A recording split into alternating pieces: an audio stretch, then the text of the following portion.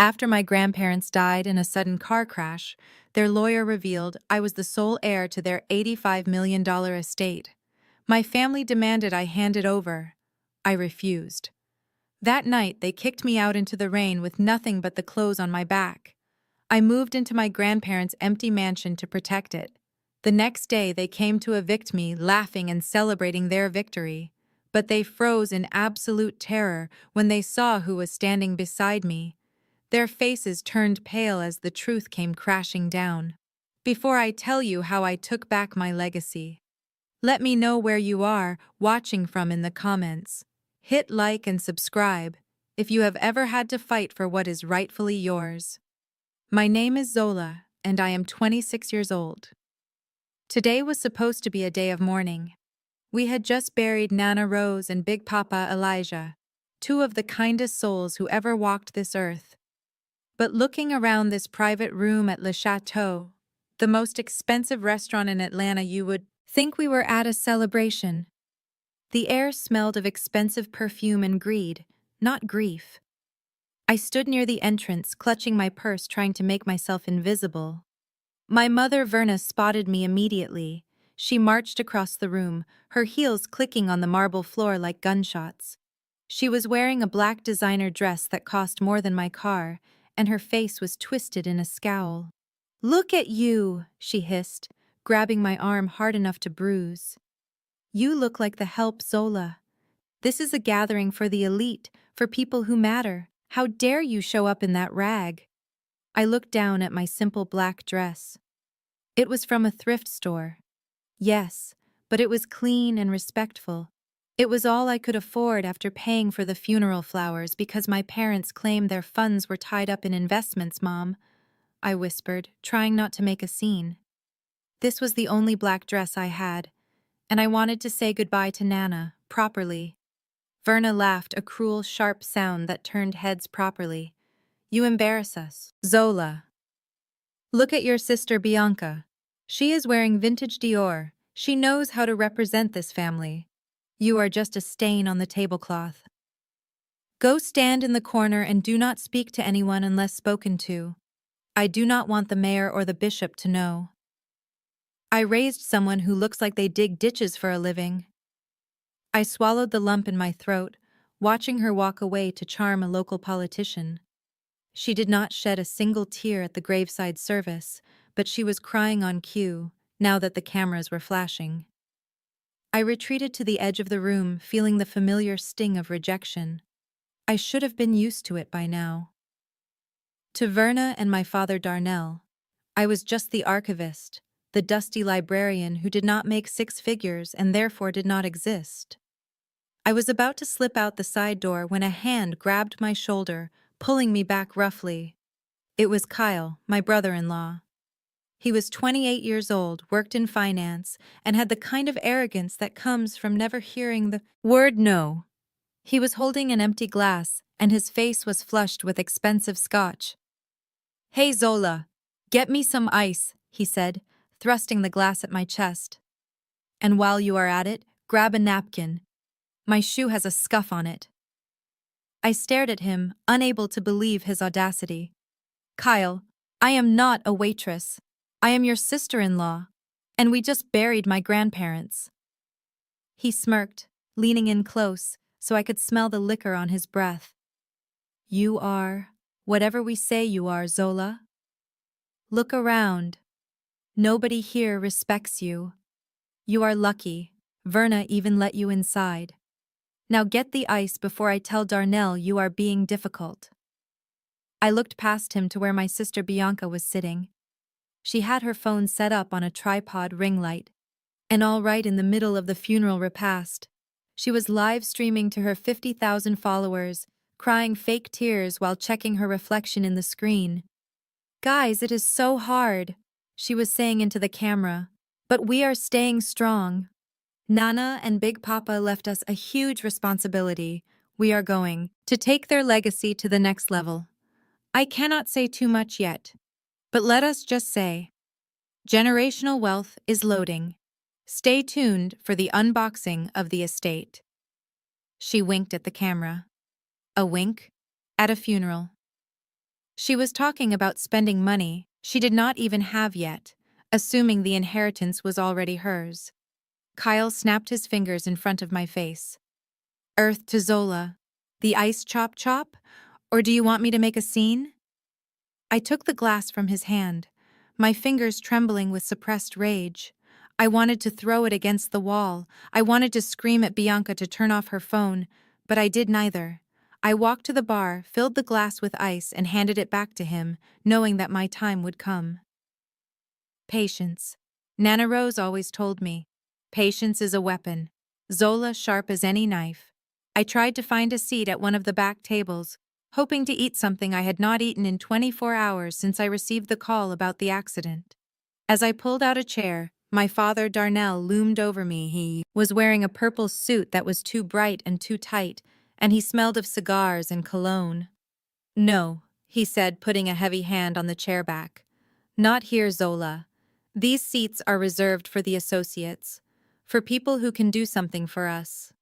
But Dad, I said, my stomach rumbling, there are empty seats everywhere. This is the family table. You are not sitting at the family table, he said loud enough for the nearby guests to hear. You do not fit the aesthetic. We are trying to project an image here, Zola. An image of success, of power. You sitting there looking like a charity case ruins the whole vibe. Go eat in the kitchen with the staff, or better yet, go wait in the car. We have business to discuss with the lawyers soon, and we do not need you getting in the way. I looked at him, at the man who was supposed to protect me. He was more concerned with the aesthetic of a funeral lunch than his own daughter starving. My heart turned to ice-cold, hard stone. Fine, I said, keeping my voice steady. I will go, but do not blame me when this image you are trying to project cracks wide open. Darnell waved his hand dismissively, shooing me away like a fly. I turned to leave, dignity intact, walking past the tables of laughing people who were drinking my grandparents' wine and eating their food without a care in the world. As I reached the heavy oak doors, they swung open. A hush fell over the room entering the restaurant. Was Mr. Fowler, my grandparents' personal attorney for 40 years. He was an older white man with a face like carved granite, and he held a thick leather briefcase clutched to his chest. Verna immediately rushed over to him, flashing her brightest, saddest smile. Mr. Fowler, thank you for coming, she gushed, reaching out to take his arm. We are all so devastated. Please come sit by me. We can discuss the transfer of assets over dessert. Mr. Fowler stepped past her, ignoring her outstretched hand completely. He scanned the room, his eyes sharp and searching, waiting for someone. Finally, his gaze landed on me, standing. By the exit, he walked straight past my father, past Bianca and her live stream, past Kyle and his Scotch Miss Zola. He said, his voice carrying through the silent room, I am glad I caught you. Do not leave. We need to talk about the estate. Everyone looked at me. The air in the room shifted heavy with tension and confusion. My mother's smile faltered. Why are you talking to her? Verna asked, her voice high and sharp. She is nobody. Talk to us. We are the family. Mr. Fowler turned slowly to face them, clutching the briefcase tighter. I am talking to her, Mrs. Williams, because according to the last will and testament of Elijah and Rose Washington, she is the only person in this room who matters. The conference room in Mr. Fowler's office smelled of old paper and lemon polish, but right now it reeked of entitlement. My mother Verna was already walking around the room, touching the antique books on the shelves, like she was shopping at a high-end boutique. She ran her hand over the mahogany table and looked at my father with greedy eyes. We can sell the collection in the house first, she said, her voice loud and unashamed. Nana Rose had paintings that have been collecting dust for 40 years. I bet they are worth a fortune. Darnell nodded along, loosening his purple tie as he sprawled in the leather chair. I am taking the 1972 Cadillac Eldorado, he announced. Big Papa barely drove it. The engine is pristine. I can flip that for 50 grand easy, or maybe I will keep it to drive to the club. It is time I had a car that matches my status. Verna scoffed, waving a manicured hand at him. You and that car. Darnell, think bigger. I am more concerned about the commercial properties downtown. We need to liquidate those immediately. I have been eyeing a vacation home in Martha S. Vineyard for years. The estate needs to be modernized, not turned into a used car lot. She looked over at Bianca, who was busy taking selfies with the law library in the background, trying to look solemn, but failing miserably. Bianca, honey, make sure you post that we are meeting with the estate planners. It looks good for the brand. Bianca snapped a final picture and turned to her husband. Kyle. Babe, did you run the numbers on the liquid assets yet? I need to know if I can put a deposit down on that G-Wagon today. Kyle was tapping furiously on his calculator, watching the numbers with hungry eyes. Based on my rough estimates of the real estate portfolio alone, we are looking at a significant tax burden, he said, sounding like he was already the executor. We need to set up an offshore shell company. I know a guy in the Caymans who can help us structure the assets, so we do not lose 40% to Uncle Sam. We are going to be rich, but we have to be smart about it. He looked at Bianca with a smirk. Babe, forget the G-Wagon. You need to start looking at penthouses downtown. The suburbs are beneath us now. I sat in the corner chair, clutching my purse, trying to make myself as small as possible, listening to them divide up the life's work of two people who had not even been dead for 48 hours. They had not mentioned a single memory of Nana or Big Papa. Not one word of kindness or loss. Just cars, houses, and tax evasion. It made my stomach turn. Suddenly, Bianca turned her gaze on me, her eyes narrowing. Zola, do you know where Nana kept the safe key? She asked, sharp and demanding. You were always over there cleaning up her mess. So you must know where the good jewelry is hidden. I want that diamond brooch for my next unboxing video. I do not know where the key is, I said quietly, keeping my voice steady. Nana kept her personal things private. You would know that if you ever visited her when she was alive. Verna's eyes flashed with anger and she took a step toward me. Do not get smart with me, Zola. You are only here because Mr. Fowler insisted on some archaic legal formality. Do not think for a second you are getting a cut of this. This is grown folks' business. You are just here to sign the waiver claiming you have no interest in the estate, so we can expedite the process. Kyle laughed a cold, dry sound. Imagine Zola managing assets. She can barely manage a library card catalog. We will give you a few $1,000s, Zola. Call it a severance package for your services as a granddaughter. Now be a good girl and go get us some coffee while the adults talk numbers. Mr. Fowler cleared his throat loudly from the head of the table, slamming a thick leather binder down onto the wood. The sound echoed like a gavel striking a block. He looked at my family with pure, unadulterated disgust. Sit down, everyone, he commanded, his voice shaking with suppressed anger. We are not here to negotiate.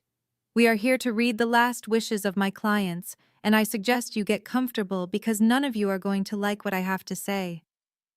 Mr. Fowler adjusted his wire-rimmed glasses and looked down at the document in front of him with a solemn expression that made the air in the room grow heavy.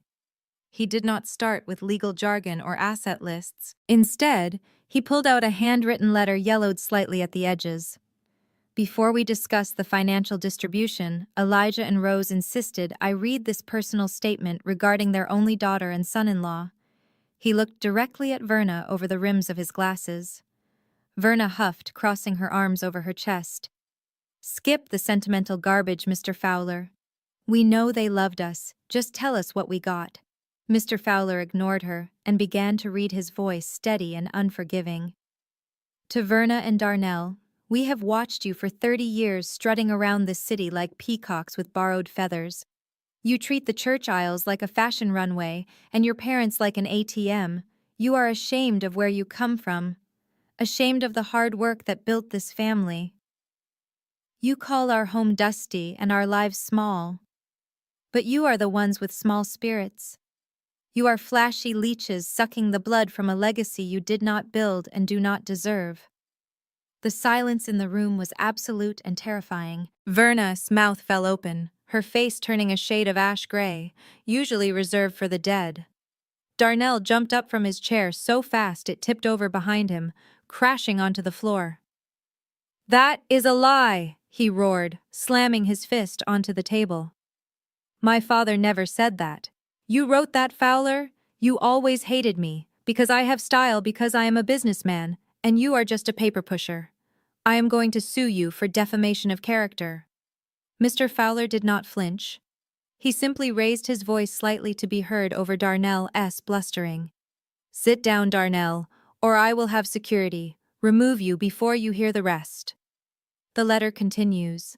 It says, "We know you only visit when the mortgage is due or when you need a cosigner for another luxury car.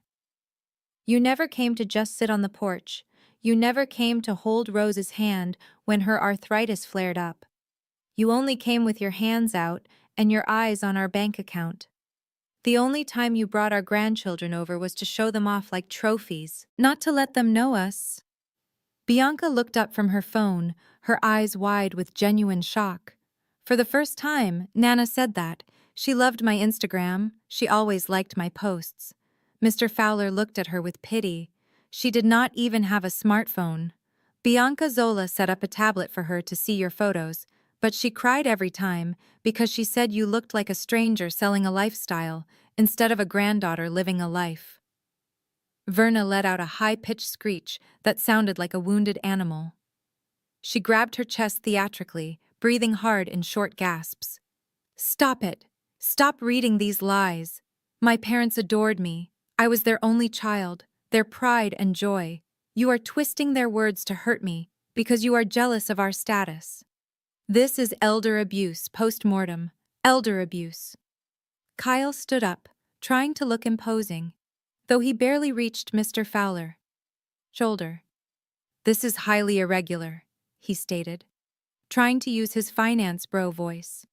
"We demand to see the physical document immediately. You cannot just read insults and call it a legal proceeding. We will contest this. We will have this entire will thrown out based on mental incompetence." Mr. Fowler slammed the folder shut, the sound cutting through the chaos like a gunshot. "Mental incompetence," he repeated, his voice dangerously low. "Elijah Washington built a real estate empire from nothing while you were still learning to tie your shoes. He was sharper at 90 than you will ever be at 30, and he knew exactly who you all were." The letter ends with one final instruction. It says, "Do not give the leeches a single dime until they learn the value of $1, but we know they never will, so we are doing what must be done to protect the family name." I watched my parents' faces turn from anger to genuine fear. They realized in that moment that this was not just a lecture, it was a verdict. The air in the room shifted from greed to panic. Darnell wiped sweat from his forehead, his purple suit suddenly looking like a costume. Verna stopped her, fake hyperventilating, and stared at the lawyer with dead eyes. "What do you mean, protect the family name?" she whispered. "What did they do?" "Mr. Fowler?" Mr. Fowler opened the binder again, and this time he pulled out the financial statements. The numbers on the page were thick and black. He looked at me for a brief second, a flicker of warmth in his eyes before turning back to the vultures circling the table. "The total value of the Washington estate, including the commercial holdings, the securities and the cash reserves, is valued at $85 million, he announced. The room erupted in a collective gasp. Darnell looked like he was going to pass out from joy. $85 million, Verna shrieked, grabbing Darnell's arm. "We are rich. We are finally, truly rich." But Mr. Fowler held up a hand, silencing them instantly. "And according to the specific instructions of the trust," he said, "every single penny is bequeathed to the one person who never asked for it. The sole heir and executor of the Washington estate is Zola." The silence that followed Mr. Fowler's declaration was heavy enough to crush bones. For 10 seconds nobody moved. Nobody breathed.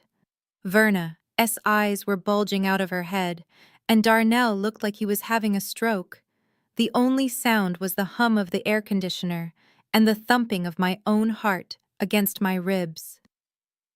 $85 million. The number was impossible. It was not just money, it was power, it was freedom, it was a weapon, and it all belonged to me. The daughter they made sit in the corner, then the screaming started. It was not a gradual build, it was an explosion. Verna lunged across the table, her perfectly manicured nails clawing at the air toward Mr. Fowler. "You are lying!" she shrieked, her voice cracking into a hysterical wail.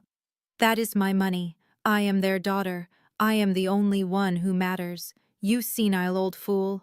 You wrote the wrong name. You meant Verna, not Zola. Zola is nothing. She is a dusty librarian who buys clothes at Goodwill. She cannot even manage a checking account, let alone an estate." Darnell kicked his chair backward, sending it crashing into the wall. He slammed both fists onto the table, shaking the water glasses. "This is a joke, right? This is some kind of sick test to see if we are humble. Well, we are humble. Give me the check. You cannot give 85 million to her. Look at her. She does not know the first thing about wealth. She will give it all away to some charity or lose it. She is not built for this life. I am the patriarch. This is my legacy." Bianca dropped her phone, the live stream forgotten on the carpet. She looked at me with pure, unadulterated hatred, her face twisting into an ugly snarl. "You stole it!" she screamed, pointing a shaking finger at me. "You stole my future. I was supposed to be the heiress. I promised my followers an estate tour. You manipulated them. You went over there with your sad eyes and your cheap books, and you tricked them into cutting us out. I hate you. I hate you." Kyle stood up and buttoned his suit jacket, trying to regain control of the room, but his voice was trembling. "This is clearly a mistake, or a case of undue influence," he shouted over the noise. "We will contest this immediately. There is no court in Georgia that will uphold a will giving everything to the least competent member of the family, while bypassing the direct lineage. We are talking about tax implications, asset management, and complex portfolios. Zola is a glorified shelf stacker. She does not have the mental capacity for this." Mr. Fowler did not flinch. He simply watched them scream, watched them reveal exactly who they were. Then he looked at me. "Zola, do you accept the responsibility of the Elijah and Rose Washington Trust? Do you accept your role as the sole protector of this family, its true legacy?" I looked at my mother, who was hyperventilating and pulling at her hair. I looked at my father, who was red-faced with veins popping in his neck.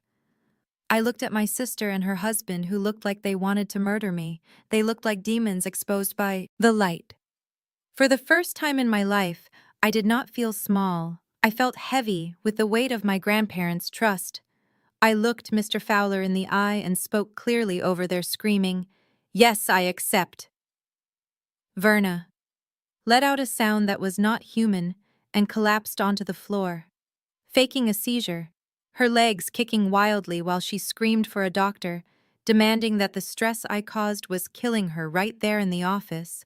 Verna was thrashing on the carpet like a fish out of water, clutching her chest with one hand and reaching for Darnell with the other.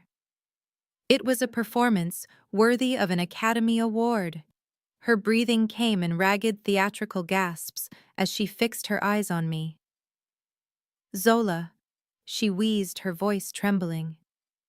"You are killing me. My heart cannot take this betrayal. You are stressing me into an early grave, just like you did to your grandmother. Give it back, Zola. Sign the papers and save your mother." Darnell dropped to his knees beside her, loosening her collar with frantic movements. "Look at what you are doing," he shouted at me, spit flying from his mouth. "You are murdering her. Are you happy now? Is $85 million worth your mother's life? Fix this, Zola. Be a good daughter for once in your miserable life and sign the rights over to us before she dies, right here on this rug." I stood over them and felt absolutely nothing. Years ago, this scene would have terrified me. I would have been crying, begging for forgiveness, handing over anything they wanted just to make the screaming stop. But I had seen this show before. I saw Verna fake a heart attack when the credit card company declined her transaction at Saks Fifth Avenue. I saw her fake a fainting spell when Darnell threatened to leave her back in '99. I watched her chest rise and fall, and I noticed she was checking her reflection in the glass of the bookcase, making sure her hair was not messed up. "You can stop, Mom," I said, my voice cold and flat. "I know you are fine. If you were really dying, you would be worried about your mascara running. Get up!" Verna stopped thrashing instantly. She sat up, her eyes narrowing into slits of pure venom. "You ungrateful little witch!" She spat, the frailty vanishing in a heartbeat. "I should have left you at the fire station when you were born." Kyle stepped over Verna, Slegs adjusting his cuffs and smoothing down his suit jacket. He looked at me with a pitying sneer, shaking his head like I was a toddler trying to drive a car. "Look, Zola, let us be reasonable," he said, dropping his voice to a condescending baritone. "You are emotional right now, and you are not thinking about the reality of this situation. Do you have any idea what the inheritance tax on $85 million looks like? The IRS is going to come down on you like a hammer. You are looking at a 40% estate tax, property taxes on the commercial buildings, maintenance costs, insurance, payroll for the staff. You do not have the liquidity to handle this. You will be bankrupt in 6 months and in prison for tax evasion in a year." He walked closer, invading my personal space, trying to use his height to intimidate me. "This is not a lottery win, Zola. It is a full-time job and a legal minefield. You are an archivist. You organize dusty paper. You do not know how to leverage assets or structure a trust to minimize liability. If you try to keep this, you will lose everything, and you will drag the family name through the mud. Hand it over to me. I can shelter the assets. I can handle the government. You walk away with a clean $5 million cash and no headaches. That is more money than you will ever need." I looked at Kyle, looked at his sweaty forehead and his desperate eyes, and I realized he was not trying to help me. He was terrified. He needed that money to cover his own tracks. "I am not signing anything," I said loud and clear. "I will pay the taxes. I will hire my own accountants. But I will never let you touch a single dime of my grandfather's legacy." The rain was coming down in sheets by the time I pulled up to my apartment. Complex, creating a gray curtain that matched the feeling in my chest. I just wanted to lock the door, turn off my phone, and try to process the fact that my life had changed forever. But when I inserted my key into the lock, the knob turned before I could apply any pressure. The door swung open, revealing a scene that made my blood run cold. My entire family was sitting in my small living room like a tribunal of executioners, waiting for the condemned. Verna was perched on my velvet armchair, holding a glass of my cheap wine, with a look of utter disdain. Darnell was pacing back and forth in front of the window, his purple suit jacket thrown carelessly onto my dining table. Bianca was casually flipping through my personal mail, and Kyle was sitting at my small writing desk, a fresh stack of legal documents spread out before him, with a pen already in his hand. "What are you doing here?" I asked, my voice trembling with a mixture of fear and exhaustion. "Get out of my apartment." Darnell stopped pacing and turned on me with a sneer that revealed his yellowing teeth. "Your apartment do not make me laugh. Zola. Look at the lease, who signed on the dotted line, who used their credit score to get you into this building because you did not have enough history. Me, not you. You are just a guest here, Zola. A squatter. And squatters have no rights in this family." Verna stood up, setting the wine glass down on my coaster with a sharp clink. "We are here to give you one last chance to do the right thing, Zola. We are family and families share. We do not steal from each other like you tried to do today. You embarrassed us in front of Mr. Fowler. You made us look like vultures picking at a carcass. But we are benevolent parents. We are willing to forgive your little outburst if you fix it right now." Kyle spun the desk chair around, holding up a heavy Mont Blanc pen. Sign the transfer documents, Zola. Right now. Transfer the executorship to Darnell and the asset management to my firm. We have structured a deal for you. We will give you a monthly allowance, $2,000 a month. That is more than you make at the library. You can live here rent-free. You can have a nice quiet life with your books and your cat. And if I refuse? I asked, tightening my grip on my purse strap, feeling the cold metal of the mansion key inside my pocket. Darnell walked over to the front door and threw it wide open, letting the sound of the thunder and the wind howl into the hallway. If you refuse, you leave. Now tonight, you do not take a suitcase. You do not take a coat. You do not even take a toothbrush. You walk out that door with nothing but the clothes on your back, because everything in this apartment belongs to me. The furniture, the food in the fridge, the roof over your head. It is all mine. Bianca looked up from my mail, a cruel smile playing on her lips. He means it. Zola. We will throw your precious first edition books off the balcony into the mud. We will change the locks before you reach the lobby. You will be homeless in a thunderstorm. Is that what you want? Is your pride worth sleeping in the gutter? I looked at them. Really looked at them for the first time in years. They were not my family. They were strangers, wearing the faces of people I used to love. They were monsters fueled by greed and desperation, willing to throw their own daughter onto the street to get their hands on a check. I am not signing, I said quietly, my voice steady despite the pounding in my chest. Darnell's face turned a deep, violent shade of red. Then get out, he roared, pointing at the open door. Get out of my property before I throw you out. Myself. I did not move. I stood my ground, staring him down with the strength of $85 million behind me. You can kick me out, Dad, I said, loud enough for the neighbors to hear. But you can never take away what Nana gave me, and you will never see a single penny of it. Get out! Darnell screamed, lunging toward me, grabbing my arm and shoving me toward the dark, rain-soaked hallway. Darnell did not just shove me. He unleashed a hurricane. He marched into my bedroom and started grabbing armfuls of the only things that ever mattered to me. My books, my vintage collection. The first editions I had spent years hunting down in dusty basements and estate sales. He scooped them up like they were garbage and marched to the balcony door, kicking it open with a violence that shook the frame. The storm outside was raging now, a curtain of gray water that blurred the city lights. No, Dad. Please, not the books. I screamed, lunging for him, but Kyle stepped in my path, blocking me with his broad chest and a smug grin. Let him work, Zola, Kyle said, crossing his arms.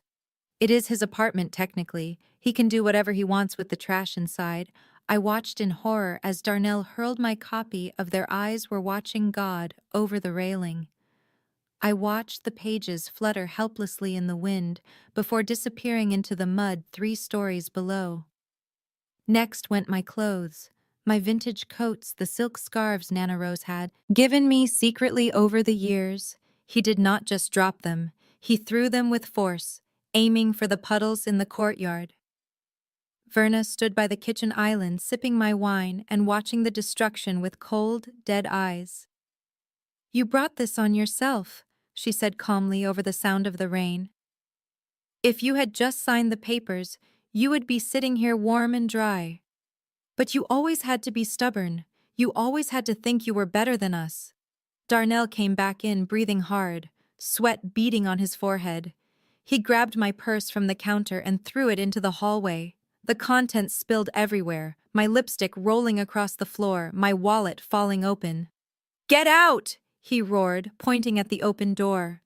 And do not think about coming back. I am changing the locks tonight. You want to be independent. Go be independent on the street. I scrambled to pick up my wallet, my hands shaking so badly I could barely grip the leather. I looked up at the open doorways of the other apartments. Mrs. Johnson from 4B was standing there watching. She was a church deacon. a woman who always greeted me with a smile and a scripture. But when our eyes met, she did not step forward to help. She did not tell my father to stop screaming. She just looked at me with a mixture of pity and fear, and then she quietly closed her door. The click of her lock turning was louder than the thunder. I realized then that nobody was coming to save me. The community. I thought I had the neighbors. I thought we're friends. They were not going to intervene in family business, especially not when that family was loud, violent, and dressed in expensive suits. I was completely alone. Bianca walked over to me and kicked my keys out of my hand, sliding them across the floor, back into the apartment. "Oops," she said with a mock pout. "You do not need those anymore. Bye, Zola. Have fun being homeless." I stood up, clutching my wallet to my chest. I looked at the 4 people who were supposed to be my sanctuary, the people who shared my blood. The people who were currently destroying my life because I refused to let them destroy my grandfather's legacy. I did not say a word. I did not give them the satisfaction of seeing me cry again. I turned my back on the warmth of the apartment and walked out into the cold, dark hallway. The sound of the door slamming behind me echoed like a gunshot, sealing my fate for the night. The rain was cold enough to numb my skin, but it could not touch the fire burning in my chest. I walked out into the courtyard, where my life lay scattered in the mud. My vintage coats were soaked heavy with water and dirt. My books, the first editions I had spent years collecting, were ruined. Their pages swollen and tearing under the weight of the storm. I saw my signed copy of Maya Angelou's poetry collection face down in a puddle, and for a split second I wanted to scream. I wanted to fall to my knees and howl at the unfairness of it all. But I did not. I stood tall in the rain, and I made a choice I chose not to save. The things I chose to save myself. I realized in that moment that those books and clothes belonged to the old Zola. The Zola who tried to buy love with compliance. The Zola who thought if she just stayed quiet enough and smart enough, her family would finally see her value. That Zola died the moment Darnell threw her out. The woman standing in the rain was someone new, someone dangerous. I reached into the pocket of my soaked cardigan, and my fingers closed around the cold, heavy brass of the key. Mr. Fowler had slipped it to me after the reading, whispering that I might need a sanctuary sooner than I thought. He was right. I pulled it out and looked at it under the street lamp. It was not just a piece of metal. It was the key to the Washington estate. It was the key to $85 million. It was the key to my revenge. I pulled out my phone. The screen cracked from where Bianca had kicked it and summoned a rideshare. I did not look back at the balcony where the lights of the apartment were blazing. I could see their silhouettes moving around inside, probably pouring more wine, probably laughing at how easy it was to break me. They thought they had won. They thought they had stripped me of everything. Dignity, shelter, resources. They thought I was walking away into the night to curl up and die. The black sedan pulled up to the curb a few minutes later. The driver, a young man with kind eyes, looked at me with concern as I slid into the back seat, dripping wet and smelling of rain and ruin. "You okay, miss?" he asked, eyeing me in the rearview mirror. "Rough night." I looked up at the window. One last time. I saw Verna's shadow pass by the glass, saw the flicker of the television. I imagined them dividing up my furniture, planning how to spend money they would never touch. "I am fine," I said, my voice steady and hard as diamond. "Take me to Buckhead, the old estate on West Pace's Ferry Road." The driver's eyes widened. "That is the Washington place. Nobody has lived there since the old man died." I leaned back against the seat, clutching the key in my fist like a weapon. "Somebody lives there now," I said as the car pulled away, leaving my abusive past in the rearview mirror. "I live there." And tomorrow morning, when they wake up with hangovers and empty promises, they are going to realize they did not just kick out a daughter. They declared war on the landlord. The taxi taillights faded into the storm, leaving me alone at the foot of the driveway. The iron gates of the Washington estate towered above me, locked and imposing. For years, my parents mocked this place. They called it the mausoleum. They complained that it smelled like mothballs and missed opportunities. But as I pushed the heavy iron gate open and walked up the winding path, I did not see a mausoleum. I saw a fortress. I reached the double oak doors and inserted the heavy brass key. It turned with a satisfying click, the sound of authority stepping into its rightful place. I pushed the door open, and the air inside rushed out to meet me. It was cold and stale, but underneath the chill was the faint, lingering scent of lavender and pipe tobacco. Nana and Big Papa. It smelled like safety. I stepped inside and closed the door, shutting out the rain and the world that had just discarded me. The darkness was absolute. I fumbled for my phone and turned on the flashlight. The beam cut through the gloom, illuminating the grand foyer. And that is when I stopped breathing. I had been in this house 1,000 times. Growing up, I had eaten grits in the kitchen and watched soap operas in the den, but I had never really seen it. Not like this. In the stark white light of my phone, the house revealed its true nature. My grandparents had been masters of camouflage. They covered their furniture in plastic and drove a beat-up Ford to church to hide the truth from their greedy children. But here in the shadows, the truth was screaming. I swept the light across the walls hanging in the hallway. Were not cheap prints from a department store. My archivist training kicked in, and my heart hammered against my ribs. That was a Romar Bearden original collage, the textured layers of paper and fabric unmistakable. I moved the light to the left. An early Jacob Lawrence painting depicting the Great Migration, its colors vibrant and raw, stood in a simple wooden frame. I gasped. My hand flew to my mouth. I walked deeper into the house, my footsteps echoing on the hardwood floors. It was everywhere. In the living room, sculptures by Augusta Savage sat on dusty side tables. In the dining room, a charcoal sketch that looked suspiciously like a Charles White hung above the buffet.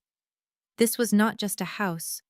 It was a museum, a sanctuary of Black history and culture. Hidden in plain sight in Buckhead, I realized with a jolt why they never let Verna and Darnell roam freely here. My parents would have seen dollar signs. They would have sold these masterpieces to the first pawn shop that offered them cash for a lease on a Mercedes. But Nana and Big Papa, they knew the value was not just in the money. It was in the legacy. They had been guarding this treasure for decades, waiting for someone who could appreciate it, not just appraise it. I sank onto the bottom step of the grand staircase, overwhelmed by the weight of it all. $85 million was just the bank account. The contents of this house, the history on these walls was priceless. And they had left it all to me, the dusty librarian, the girl in the thrift store dress. I shone the light up the stairs toward the darkness of the second floor. Somewhere up there was the war room. Mr. Fowler had mentioned. Somewhere up there were the answers and the weapons I would need to defend this kingdom. I was not just Zola the outcast anymore. I was the curator of the Washington legacy. And God help anyone who tried to break into my museum. I walked past the parlor and saw Nana's old armchair, still indented with the shape of her body. And suddenly I was not standing in the dark anymore. I was back in the memories that my parents tried so hard to erase. It was a Saturday night, 6 months ago. The rest of Atlanta's black elite were at the mayor's masked ball. My mother Verna had spent $3,000 on a table and another $2,000 on a gown, just to be seen in the background of someone else's photo. I remembered her standing in my apartment doorway, looking at me with pity. "You are going over there again, Zola. You are wasting your youth smelling like Bengay and old soup. Come with us.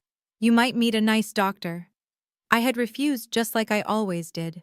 I took the bus to Buckhead because Darnell needed the car to look impressive for the valet, while my parents were clinking champagne glasses and laughing at jokes they did not understand. I was here in this quiet house, wiping the drool from Big Papa's chin after his stroke left him unable to swallow properly. I remembered the feel of Nana Rose's hair in my hands. It was silver and thinning, brittle, like spun glass.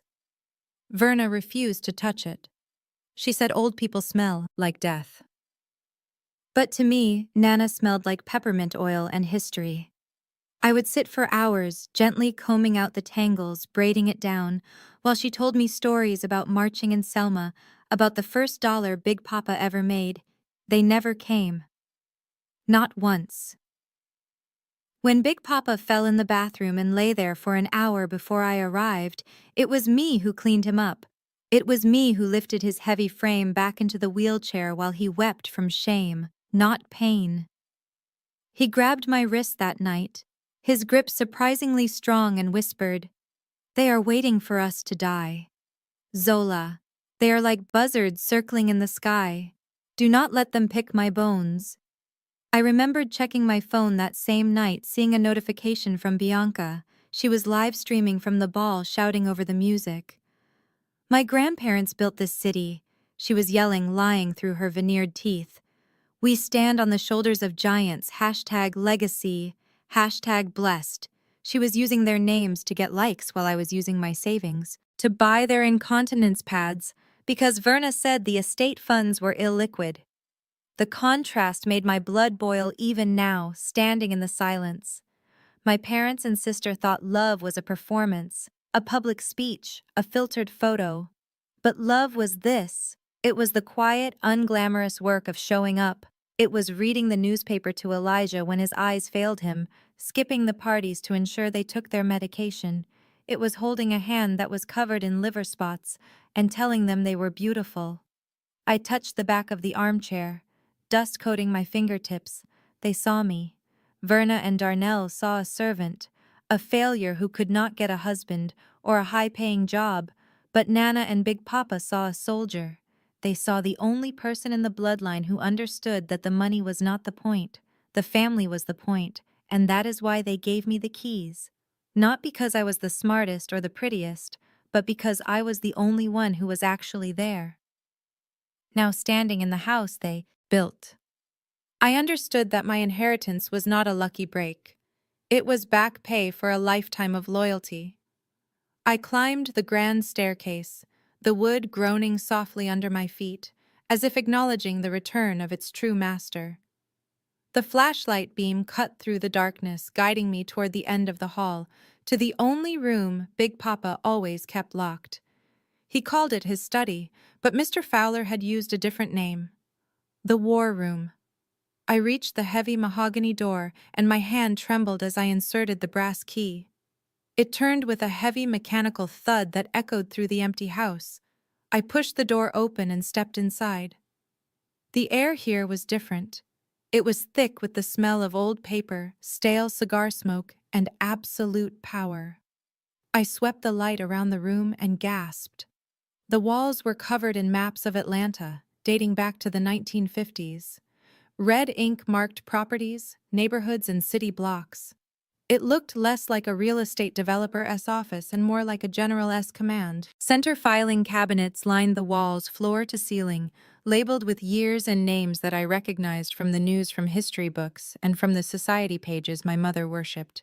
I walked to the massive oak desk in the center of the room. It was cluttered with papers, an old rotary phone, and a singular black leather-bound book. It looked innocuous, just a simple ledger with worn edges, but it sat in the center of the desk like a crown jewel. I sat down in Big Papa's leather chair, the leather creaking as it accepted my weight. I felt small in it, but I also felt a surge of adrenaline. I reached out and opened the book. The pages were filled with Big Papa's tight, cramped handwriting. I started reading, and my eyes widened with every line. This was not an accounting of rent payments or repair costs. This was a record of favors. It was a record of sins. Page 4. Councilman Davis. Gambling debt paid off. 1998. Vote secured for zoning redistricting. Page 10. Bishop Thomas Hush money. For paternity test. 2003. Page 15. Chief of Police. Private loan for vacation home. Interest rate. 0%. Favor pending. I flipped through the pages faster, my heart racing. This was not just a ledger, it was a leash. My grandfather had not just bought property, he had bought the city. He had bailed out the powerful, covered up their scandals, and saved their careers. And in return, he kept a record. He kept the receipts. This book was the reason nobody ever messed with Elijah Washington. This was the reason the city inspectors never harassed him and the banks never denied him a loan. I ran my hand over the ink, realizing the magnitude of what I was holding. Verna and Darnell thought the power was in the $85 million. They thought the power was in the cars and the clothes. But they were wrong. The money was just the surface. The real power was right here in this black book. It was the leverage over the people who ran this town. I stopped on a page near the back and saw a name that made me freeze. Judge Sterling. It was circled in red ink. Next to it was a note that simply said, "Saved his life, 1971. Debt, unpaid." I remembered Kyle bragging about knowing Judge Sterling about playing golf with him. Kyle was lying, but Big Papa was not. I closed the book and laid my hand on the cover. I looked around the room at the filing cabinets full of secrets, and I understood now why Mr. Fowler had been so adamant that I take this immediately. My parents wanted to liquidate the assets to buy luxury goods. They would have burned this book without even opening it. Or worse, they would have tried to use it clumsily and gotten themselves killed. But I was an archivist. I knew how to handle sensitive information. I knew how to preserve history, and I knew how to weaponize it. I leaned back in the chair and turned off the flashlight, letting the darkness of the war room wrap around me. For the first time since the funeral, I did not feel grief. I felt strategy. My family thought they had kicked a helpless girl out into the rain. They did not realize they had just handed the keys to the kingdom to the one person who knew where the bodies were buried. I was not just the heir to a fortune anymore. I was the keeper of the city as secrets, and I was ready to go to war. I woke up to the sun streaming through the heavy velvet curtains of the master suite, feeling a momentary sense of peace that I had not known in years. The house was silent and solid around me, a fortress against the storm of my family. But that peace lasted exactly 10 minutes before my phone began to vibrate against the nightstand. It was not a call. It was a notification barrage, a relentless buzzing that sounded like an angry hornet trapped in a jar. I picked it up and saw my screen lighting up with tag after tag on Instagram, TikTok, and Twitter. My stomach dropped as I saw the source. My sister Bianca had posted a video. I tapped the screen, and there she was, sitting in her Mercedes, wearing oversized sunglasses and looking devastatingly fragile. She had perfected the art of the influencer apology video.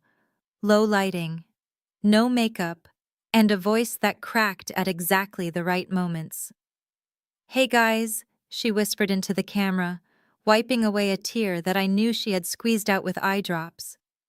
"I did not want to bring this to the internet, but I have no choice. My family is in crisis. We just buried my grandparents, Nana Rose and Big Papa, and we found out something terrible." She paused for dramatic effect, looking away from the lens as if she could not bear to speak the truth. "My sister Zola. She has always been the quiet one. We thought she was just introverted, but we found out she was going over to their house every day, not to help them, but to drug them. She was slipping them these herbal supplements, making them confused, making them paranoid. She brainwashed them, guys. She made them sign a new will while they were under the influence. She stole everything. $85 million of generational wealth that was supposed to uplift our entire community, stolen by one person who manipulated the elderly. It is elder abuse, plain and simple, and now she has locked us out of the family home. She won't even let us get our baby pictures." I watched in horror as the video cut to a montage of photos. Me looking tired and disheveled next to a frail Nana Rose pictures that Bianca had cropped and filtered to make me look menacing, and my grandmother looked terrified. The caption read, "Justice. For the Washingtons." The video already had 2 million views. It had been reposted by The Shade Room and every major gossip blog in Atlanta. I scrolled down to the comments and felt the blood drain from my face. They were brutal. Cancel. Zola was trending. People were calling me a predator, a gold digger, and a disgrace to the culture.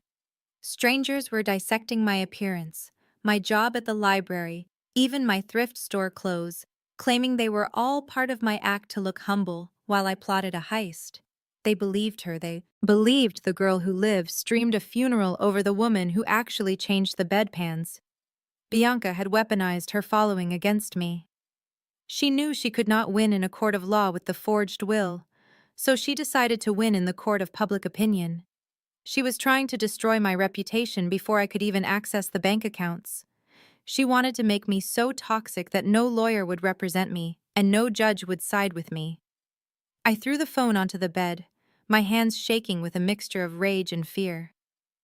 I was not just fighting my family anymore, I was fighting the entire internet. And I knew this was just the opening salvo. The vibrating of my phone turned into a constant hum, a physical manifestation of the hate pouring in. I picked it up and regretted it instantly. My personal phone number, my email address, even the address of the library where I worked were all posted in the comments section of Bianca's video. Someone had doxed me. The messages were flooding in so fast, could barely read them, but the words jumped out like physical blows. Thief, scam artist. You should be ashamed of yourself. Exploiting the elderly makes you lower than dirt. One message contained a Google Maps screenshot of the library with a red circle drawn around the entrance. We know where you work. Zola. We are coming to tell your boss exactly what kind of person you are. Another message was a picture of a snake emoji, repeated 100 times, followed by a threat. Watch your back. Gold digger. The city is watching you. I felt a wave of nausea roll over me. My hands were shaking so badly, I dropped the phone on the bedsheet. It was not just strangers. It was people from my high school. People from my old neighborhood, liking and sharing the posts, adding their own fabricated stories about how I was always weird or secretive. They were rewriting my entire history, turning my quiet nature into evidence of a calculating criminal mind. I tried to block the numbers, but for everyone I blocked 3 more. Appeared. My email inbox was filling up with spam hate mail and even death threats, hidden amidst fake legal notices, telling me to surrender the estate immediately. This was a coordinated attack. Bianca had unleashed an army of trolls, and they were tearing my life apart, piece by piece from behind their screens. I walked to the window and looked out at the long driveway, half expecting to see a mob gathering at the gate.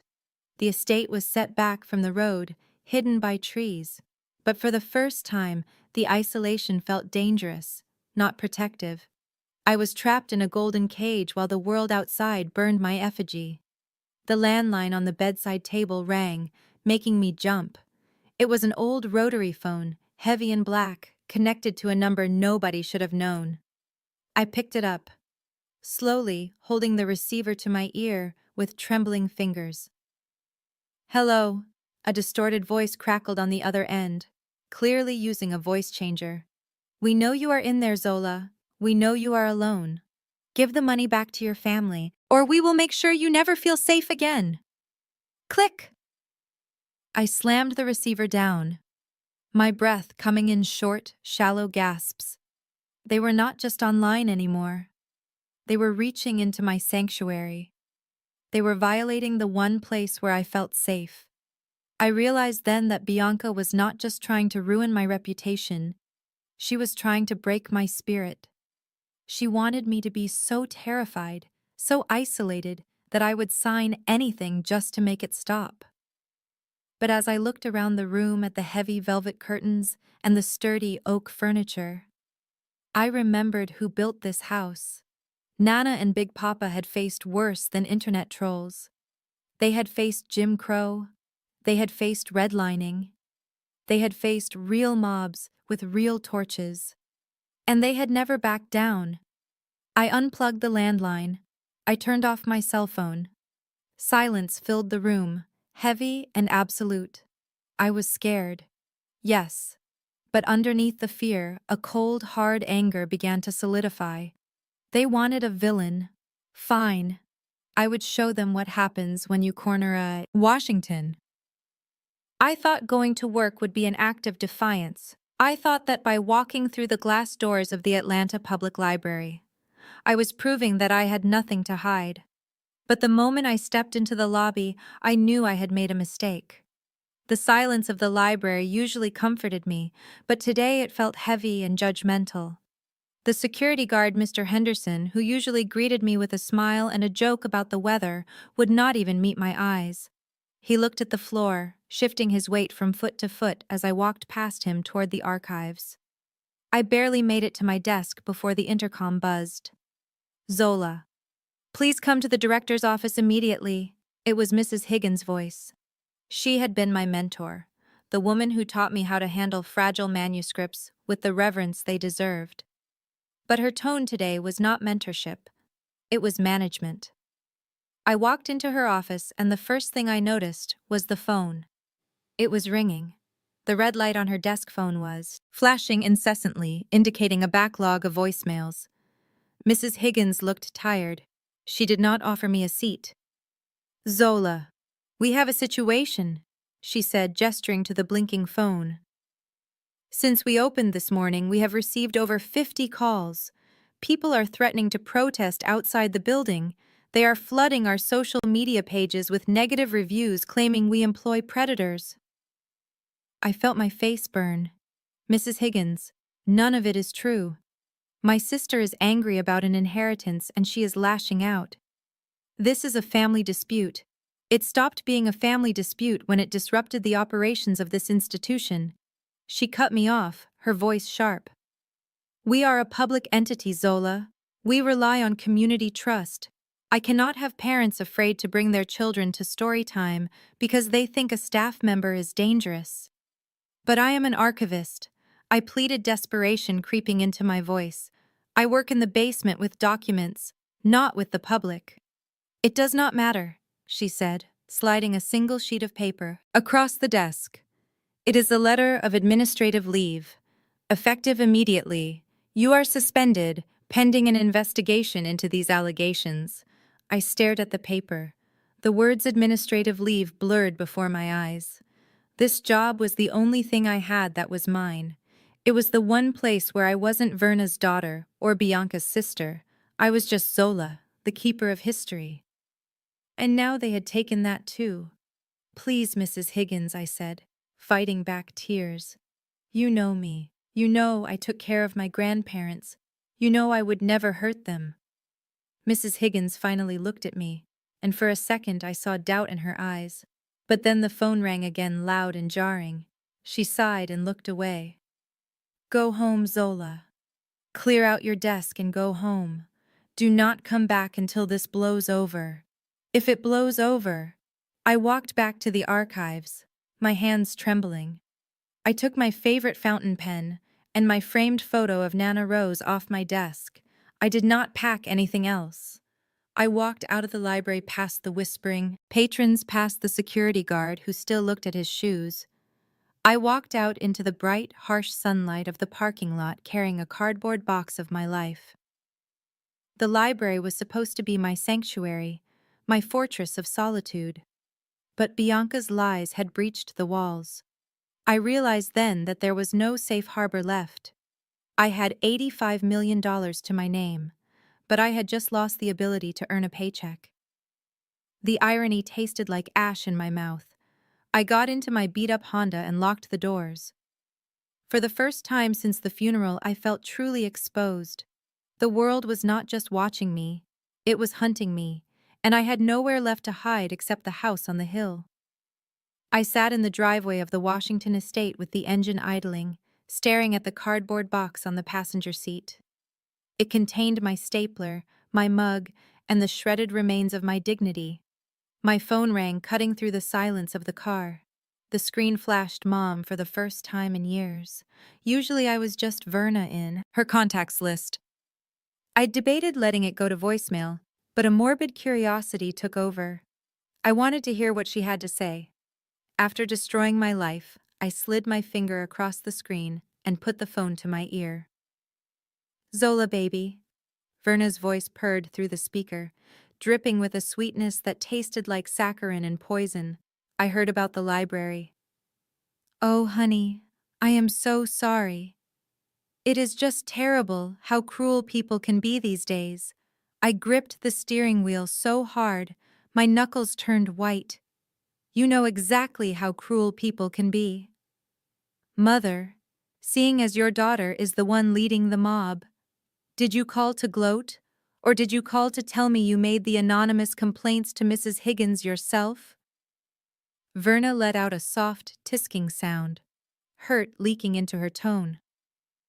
Zola, how can you think that of me? I am your mother. I called because I want to help you. This situation with Bianca, it has gotten out of hand, hasn't it? The internet is a wild beast, and my poor baby girl is getting eaten alive, but make it stop. I can talk to Bianca, I can make her take down the video, I can issue a statement saying our family supports you fully. I can get your job back. Zola, I know the mayor. I can pull strings. I listened to her sales pitch, realizing with a sickening jolt that this was a hostage negotiation. My reputation was the hostage, and Verna was holding the gun. What is the price? I asked, my voice devoid of emotion. There was a pause on the line, a beat of silence where I could hear her taking a drag of her cigarette. Just a small thing, really, she said, exhaling smoke. Just sign over the executive control of the estate to Kyle. You can keep the title if you want, Zola. We just need the managing rights. Kyle knows how to handle the press. He can spin this. He can make you look like the grieving granddaughter who was just overwhelmed. We will tell everyone it was a misunderstanding. You can go back to your quiet life. You can go back to being invisible. No one has to hate you anymore. The audacity took my breath away. They burned my world to the ground just to sell me a bucket of water. You are not asking for control, I said quietly. You are asking for access. You want to drain the accounts dry and leave me with the tax bill. And you used my career as leverage. You destroyed the one thing I loved just to make me desperate enough to say yes. It is a fair trade. Verna snapped, her sweetness evaporating like mist, giving way to the jagged rocks underneath. You are not built for this, Zola. You are weak. You are crumbling after one day of pressure.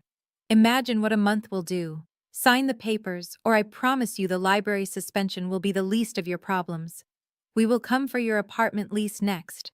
We will come for your friends. We will not stop until you have nothing left but that big empty house and your pride. I looked up at the mansion looming over me.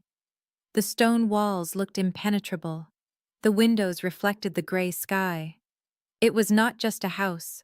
It was a testament to endurance. Nana and Big Papa and endured segregation. They endured poverty. They endured people like Verna. And they left this house to me so I could endure too. I am not signing anything, Verna, I said, my voice turning into iron. I am not weak. I am a Washington. And if you want a war, you better be prepared to lose, because I am holding the ledger now. And I know exactly what you owe. I hung up the phone before she could scream, cutting off her venom, mid-breath. I turned off the engine and grabbed my box of belongings, walking up the stone steps to the front door. I was unemployed, I was hated by half the internet, and I was under siege. But as I unlocked the door to my fortress, I knew one thing for certain. I was never letting them inside again. Night had fallen over Buckhead, turning the sprawling lawn of the Washington estate into a sea of shadows. I sat in the library, watching the driveway through the sheer curtains, holding my breath. The silence of the house was heavy, broken only by the settling of the old timber beams and the distant sound of traffic on West Pace's Ferry Road. I had expected them to come back, but I did not expect them to be so quiet. My father Darnell usually announced his arrival with a car horn and a shout, But tonight, there was nothing. Just the crunch of tires on gravel, stopping well short of the main gate. I moved to the window, staying low. I saw two figures moving through the azalea bushes near the perimeter wall. Even in the dark, I recognized the silhouette of Darnell's wide-brimmed hat and the frantic, jerky movements of Kyle. They were not coming to the front door. They were circling around the side of the house toward the utility shed. It was a small brick structure hidden behind the hydrangeas where the main breakers and the water shutoff valves were housed. I watched Darnell fumble with the padlock. He knew the combination. Big Papa had made him mow the lawn and trim the hedges for years. Whenever Darnell needed bail money or a loan for a failed business venture, my father knew exactly where the veins of the house were, and he was here to cut them. I saw the beam of a flashlight cut through the darkness, illuminating Kyle's pale, anxious face. He was holding a pair of heavy-duty bolt cutters, looking over his shoulder like a common thief. A moment later, the house died. The hum of the refrigerator ceased. The security lights outside blinked out, plunging the driveway into absolute blackness.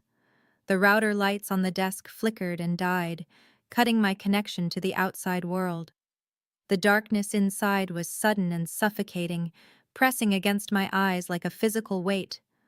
I stood freezing in the middle of the library, my heart hammering against my ribs. They were not just trying to scare me, they were trying to flush me out. They were trying to make the house uninhabitable, so I would have to leave, so I would have to crawl back to them for warmth and light. Then came the sound of metal grinding against metal from the side yard, the water main. They were shutting off the water, too. Rushed to the kitchen and turned the faucet. It sputtered once, spitting out a final gasp of clear water before running dry. Silence returned heavier than before. I crept back to the window and watched them retreat. Darnell was wiping his hands on his pants, looking satisfied. Kyle was checking his phone, probably texting Verna that the job was done. They looked small and petty, scurrying away into the night like rats who had just chewed through the wiring. I did not scream. I did not run out there and beg them to turn it back on. I stood in the dark and I let my eyes adjust. The fear that had gripped me earlier began to recede, replaced by a cold clarity. They thought darkness would break me. They forgot that I was an archivist. I spent my life in basements and windowless rooms, protecting fragile things from the light. They thought they had trapped me in a tomb, but they had just locked themselves out of the only place with answers. I knew where the candles were, I knew where the firewood was stacked, and, most importantly, I knew where the secrets were hidden. The first match sputtered and died, leaving the smell of sulfur hanging in the stagnant air. I struck a second one, shielding the fragile flame with my cupped hand until it caught the wick of the emergency candle Nana kept in the pantry drawer. She always said, "You do not trust the city to keep the lights on. You trust your own preparation." As the small yellow glow pushed back the shadows of the kitchen, I realized how right she was. My parents lived their lives on credit and borrowed time, assuming the lights would always work, assuming the money would always flow. But Nana and Big Papa lived ready for the storm. I moved through the house like a priestess carrying the sacred flame, lighting candle after candle, until the hallway flickered with a soft amber light. The shadows danced on the walls, stretching and twisting, but they did not look like monsters anymore. They looked like ancestors. The house did not feel abandoned in the dark. It felt inhabited. The silence was not empty. It was expectant. I made my way to the great room where the massive stone fireplace dominated the far wall. Darnell had cut the heating, but he could not cut the wood. Big Papa had stacked cord after cord of seasoned oak on the back porch, enough to last through a nuclear winter. I hauled the logs inside one by one, my muscles straining, my breath visible in the cooling air. I remembered Darnell complaining that stacking wood was peasant work, that they had central heating for a reason. He was soft, made of marshmallow and ego. I stacked the logs in a pyramid just like Big Papa taught me, stuffing old newspapers underneath.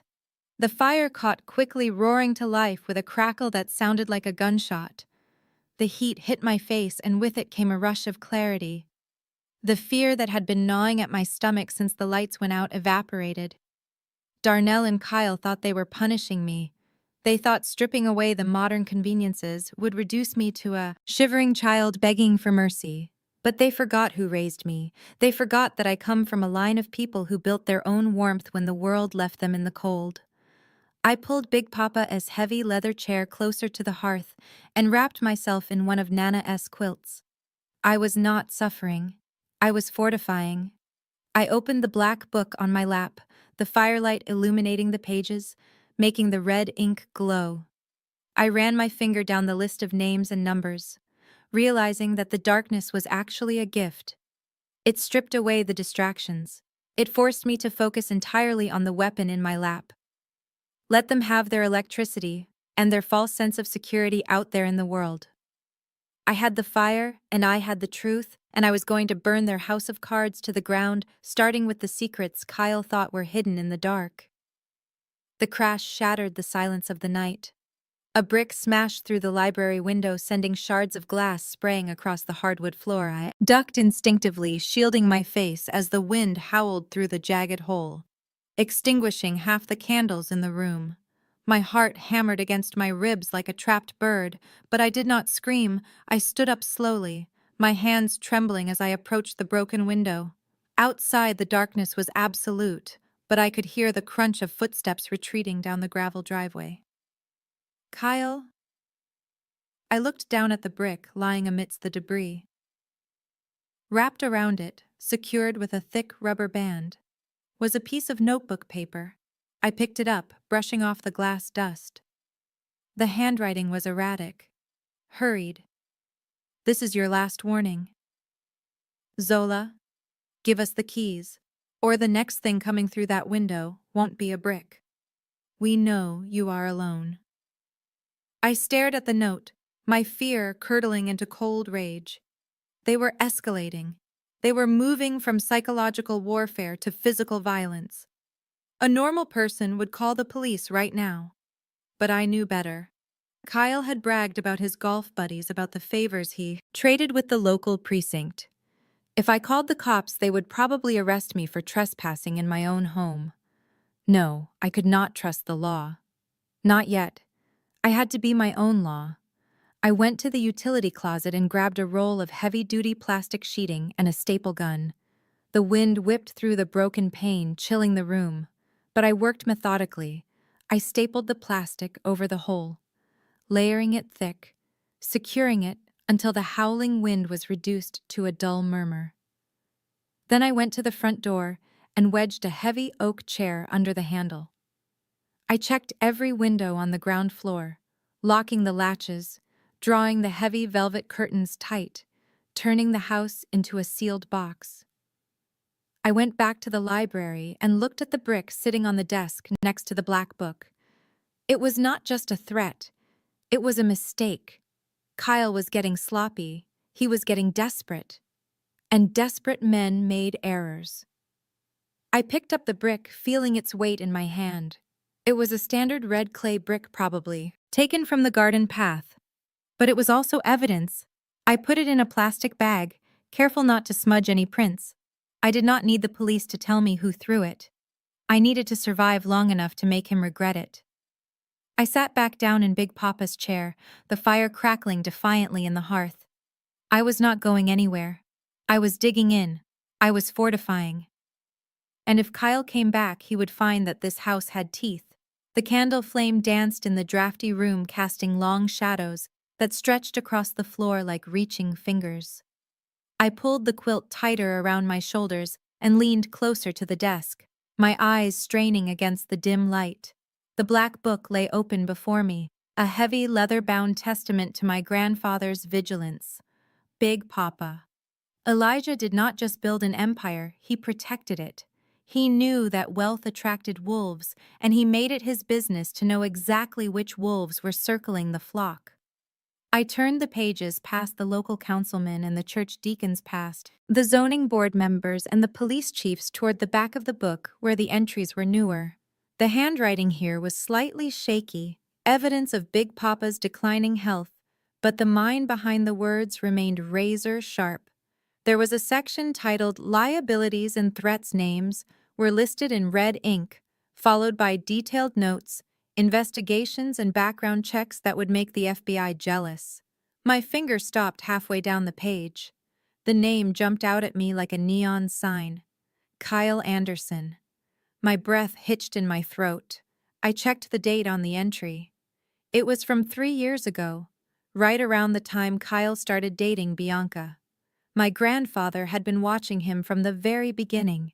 I read the notes, and my blood turned to ice. Kyle Anderson, unlicensed investment broker, operated a shell company in Florida, dissolved under suspicion of fraud, 2019. Current status leveraged to the hilt, gambling debts estimated at $200,000. Known associate of loan sharks and bankhead. Notes indicate he is looking for a mark target, appears to be the Washington family assets via Bianca. I sat back in the leather chair, the room suddenly feeling very small. The narrative my family had spun was that Kyle was a financial prodigy, a wizard who was going to take the estate to the next level. My mother treated him like he was the second coming of Wall Street, bragging to her friends about her son-in-law, the financier. But the truth was, right here in red ink, Kyle was not a savior, he was a parasite. He was drowning in debt, and he had latched onto my sister, not out of love, but out of desperation. It all made sense now. The urgency at the lawyer's office, the threats, the violence. They were not just greedy, they were terrified. Kyle needed that $85 million to pay off people who would do a lot worse than throw a brick through a window. And my parents, in their blindness and lust for status, had probably signed everything over to him, collateralizing their own lives on his empty promises. I looked at the brick sitting on the desk, and then back at the ledger. A cold smile touched my lips for the first time in days. They thought they were besieging a helpless librarian. They thought they were terrorizing a naive girl who would crumble under pressure. But they had forgotten one thing. Information is power. And thanks to Big Papa, I knew exactly who the real criminal was. I was not trapped in here with them. They were trapped out there with a debt they could not pay. And I was the only one holding the receipt. The knocking started just after midnight, but it was not the angry pounding of my father or the terrifying crash of a brick. It was a gentle rhythmic tapping, like a secret code. I crept through the foyer, my candle casting long dancing shadows against the Romare Bearden collages on the walls.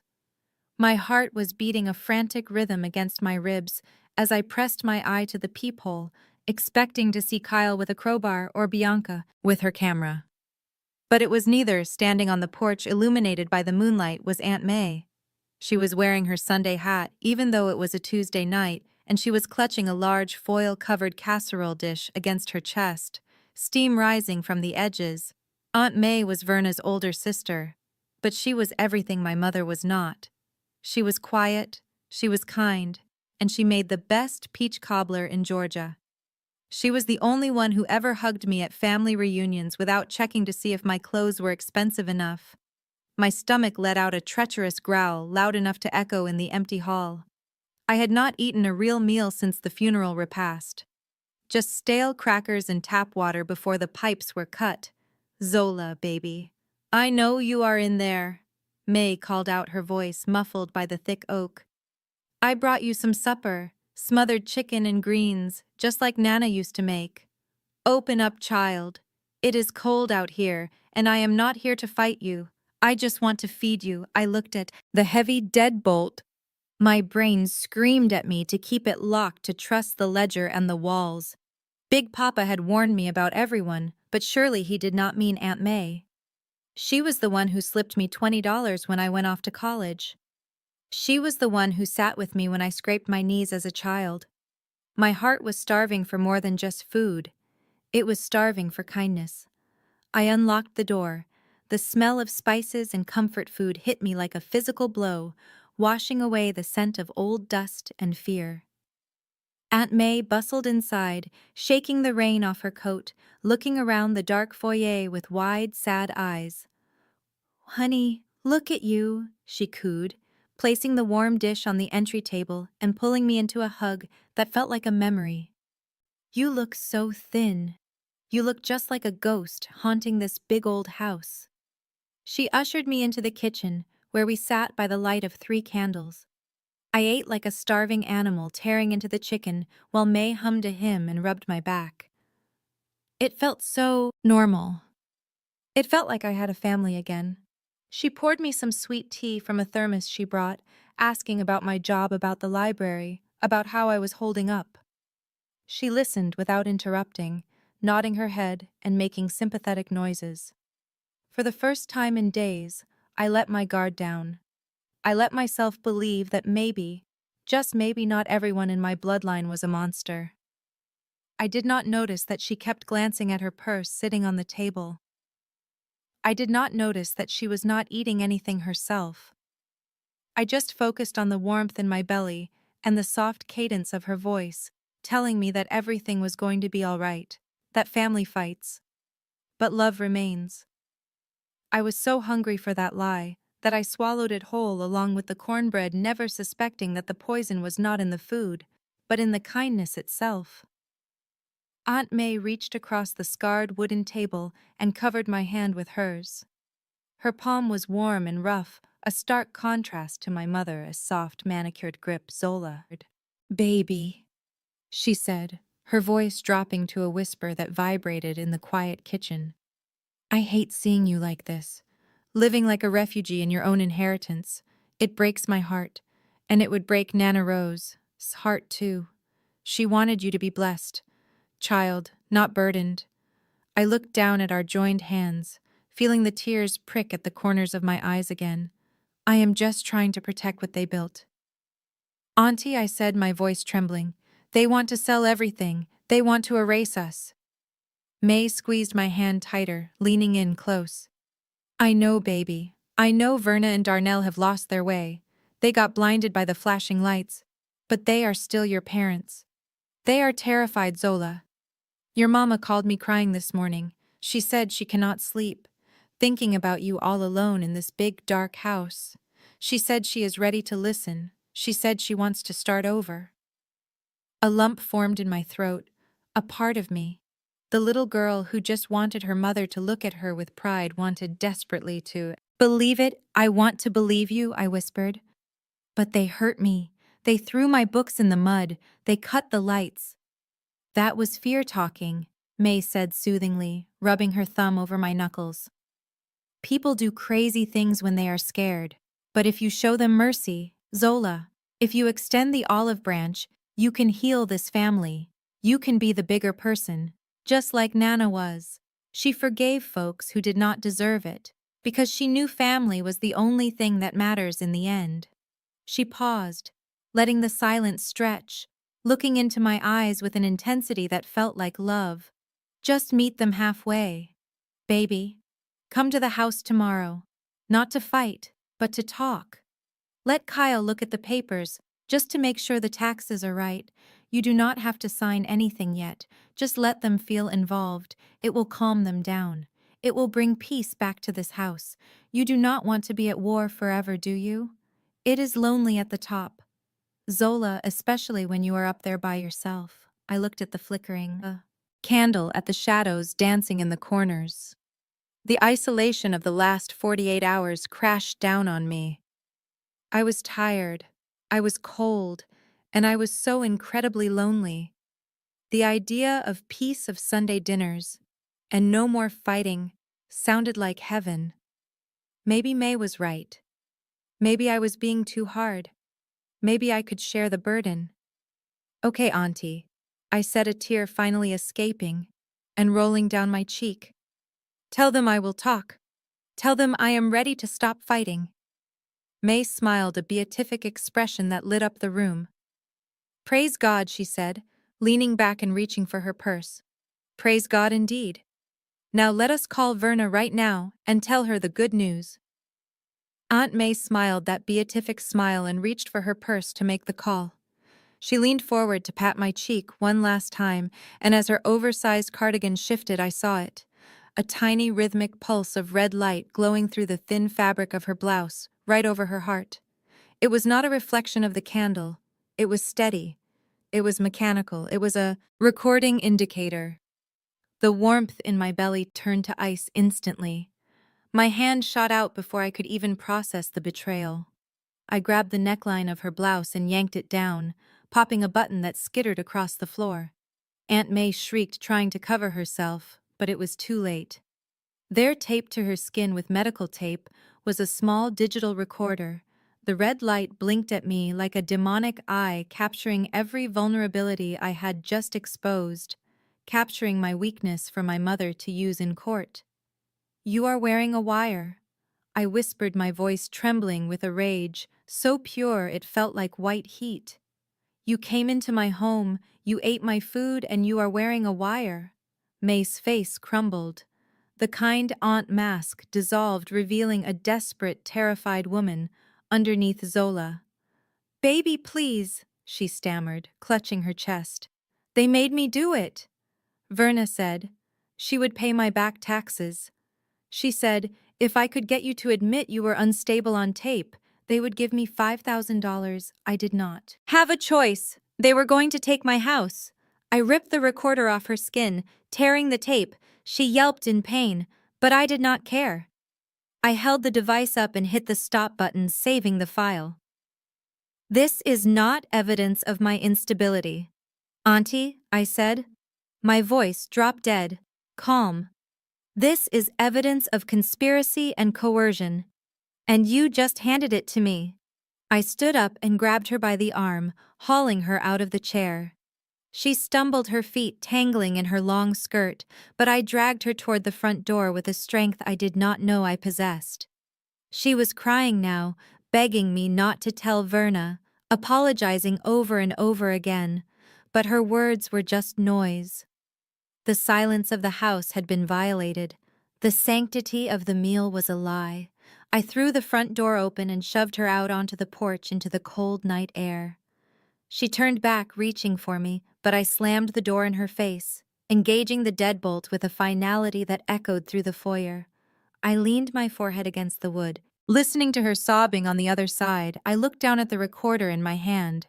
It was small, black, and plastic, but it weighed 1,000 pounds. It was the final nail in the coffin of my childhood. There were no good ones left. There were no allies in this bloodline, not a single one. They had all been bought and paid for by greed. I walked back to the kitchen and blew out the candles, plunging the room back into darkness.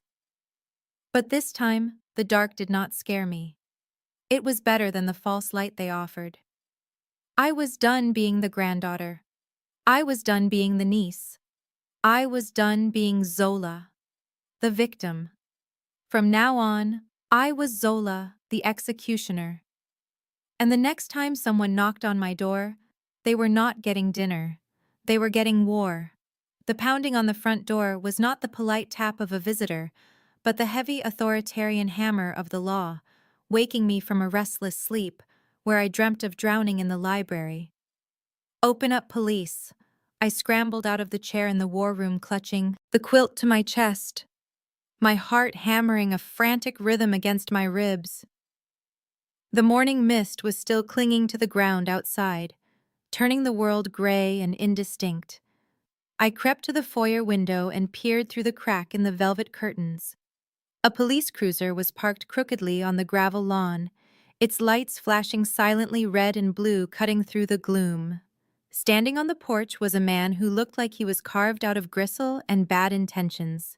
He wore the uniform of the Atlanta Police Department, but he wore it like a costume, tight around the gut and stained with coffee. I unlocked the deadbolt, but left the heavy brass security chain engaged, opening the door just 3 inches. The cold morning air rushed in, carrying the smell of stale tobacco and peppermint gum. "Can I help you, officer?" I asked, my voice shaking despite my best efforts to sound composed. He leaned in close, filling the gap in the doorway with his imposing bulk. "Officer Rourke," he grunted, tapping the badge, tapping on his chest. "We received a complaint regarding unauthorized occupation of this property and potential theft of estate assets.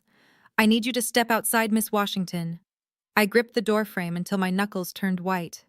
My grandparents left this house to me. I have the deed and the will inside. I am not unauthorized. Rourke laughed a wet, hacking sound that made my skin crawl. That is not what the report says.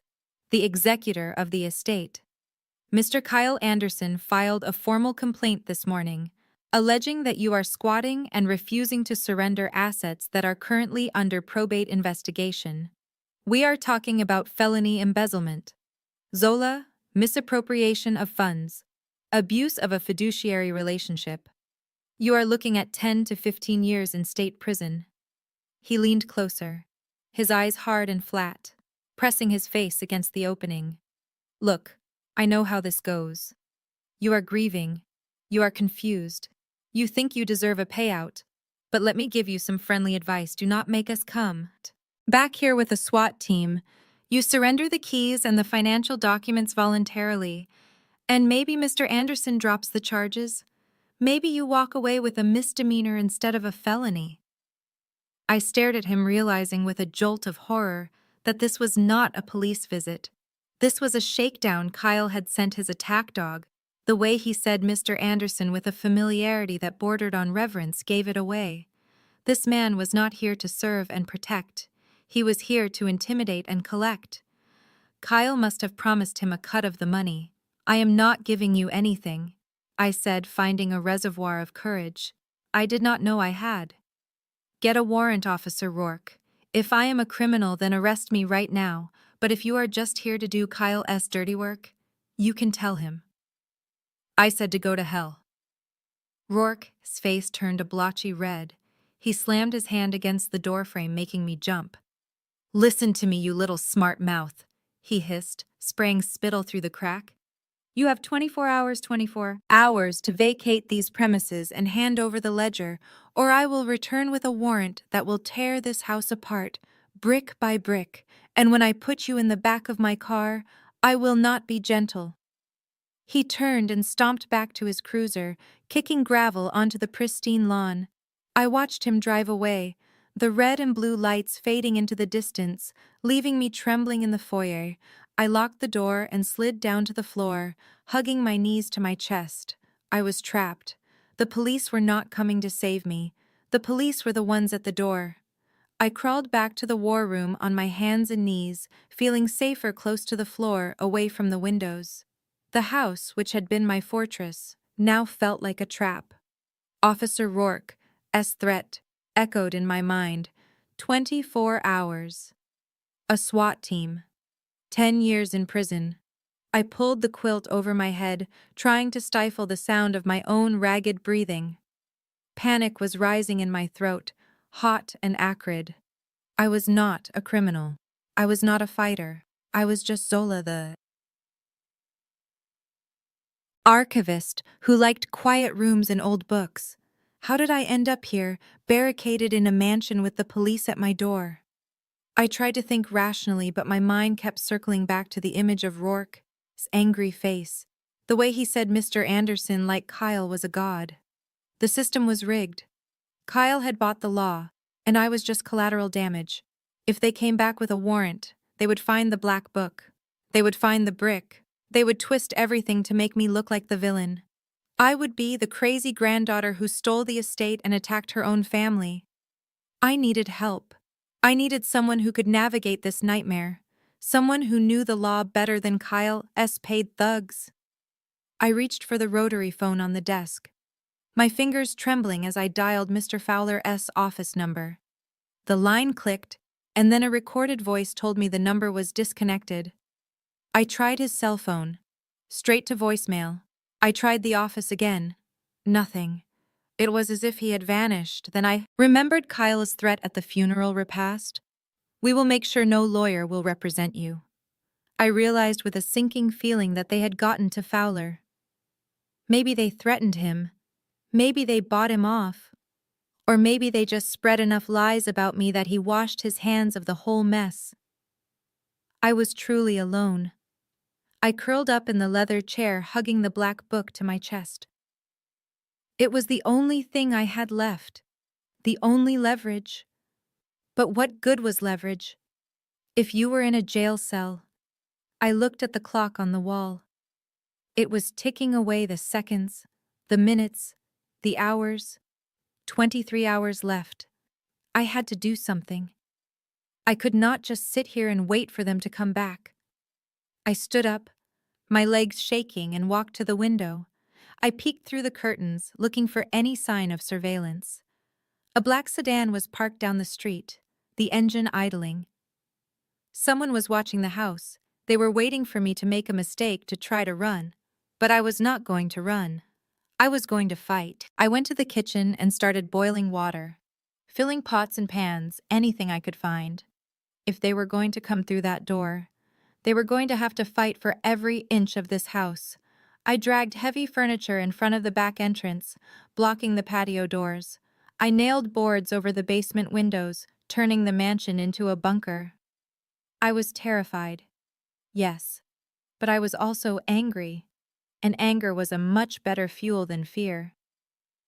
I grabbed the heavy receiver of the rotary phone, my fingers slick with sweat, slipping on the black plastic dial. I knew Mr. Fowler's private number by heart, having seen it on the legal letterhead a dozen times. I dialed the digits, listening to the mechanical clicking of the rotor spinning back into place. Each click sounded like a countdown mechanism on a bomb waiting to go off. I held my breath, praying for the reassuring sound of his gruff voice, telling me he had filed an injunction, telling me that Officer Rourke was lying and help was on the way, but instead of a ringtone, I was met with a sharp, piercing screech, followed by a computerized voice telling me the number was no longer in service. I slammed the receiver down and picked it up again, dialing his office line. Same result.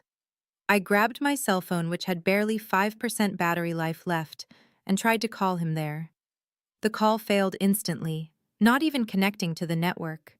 I stared at the bars in the corner of the screen. No service. They had jammed the signal or cut the line outside. This was not just a siege. It was a communications blackout.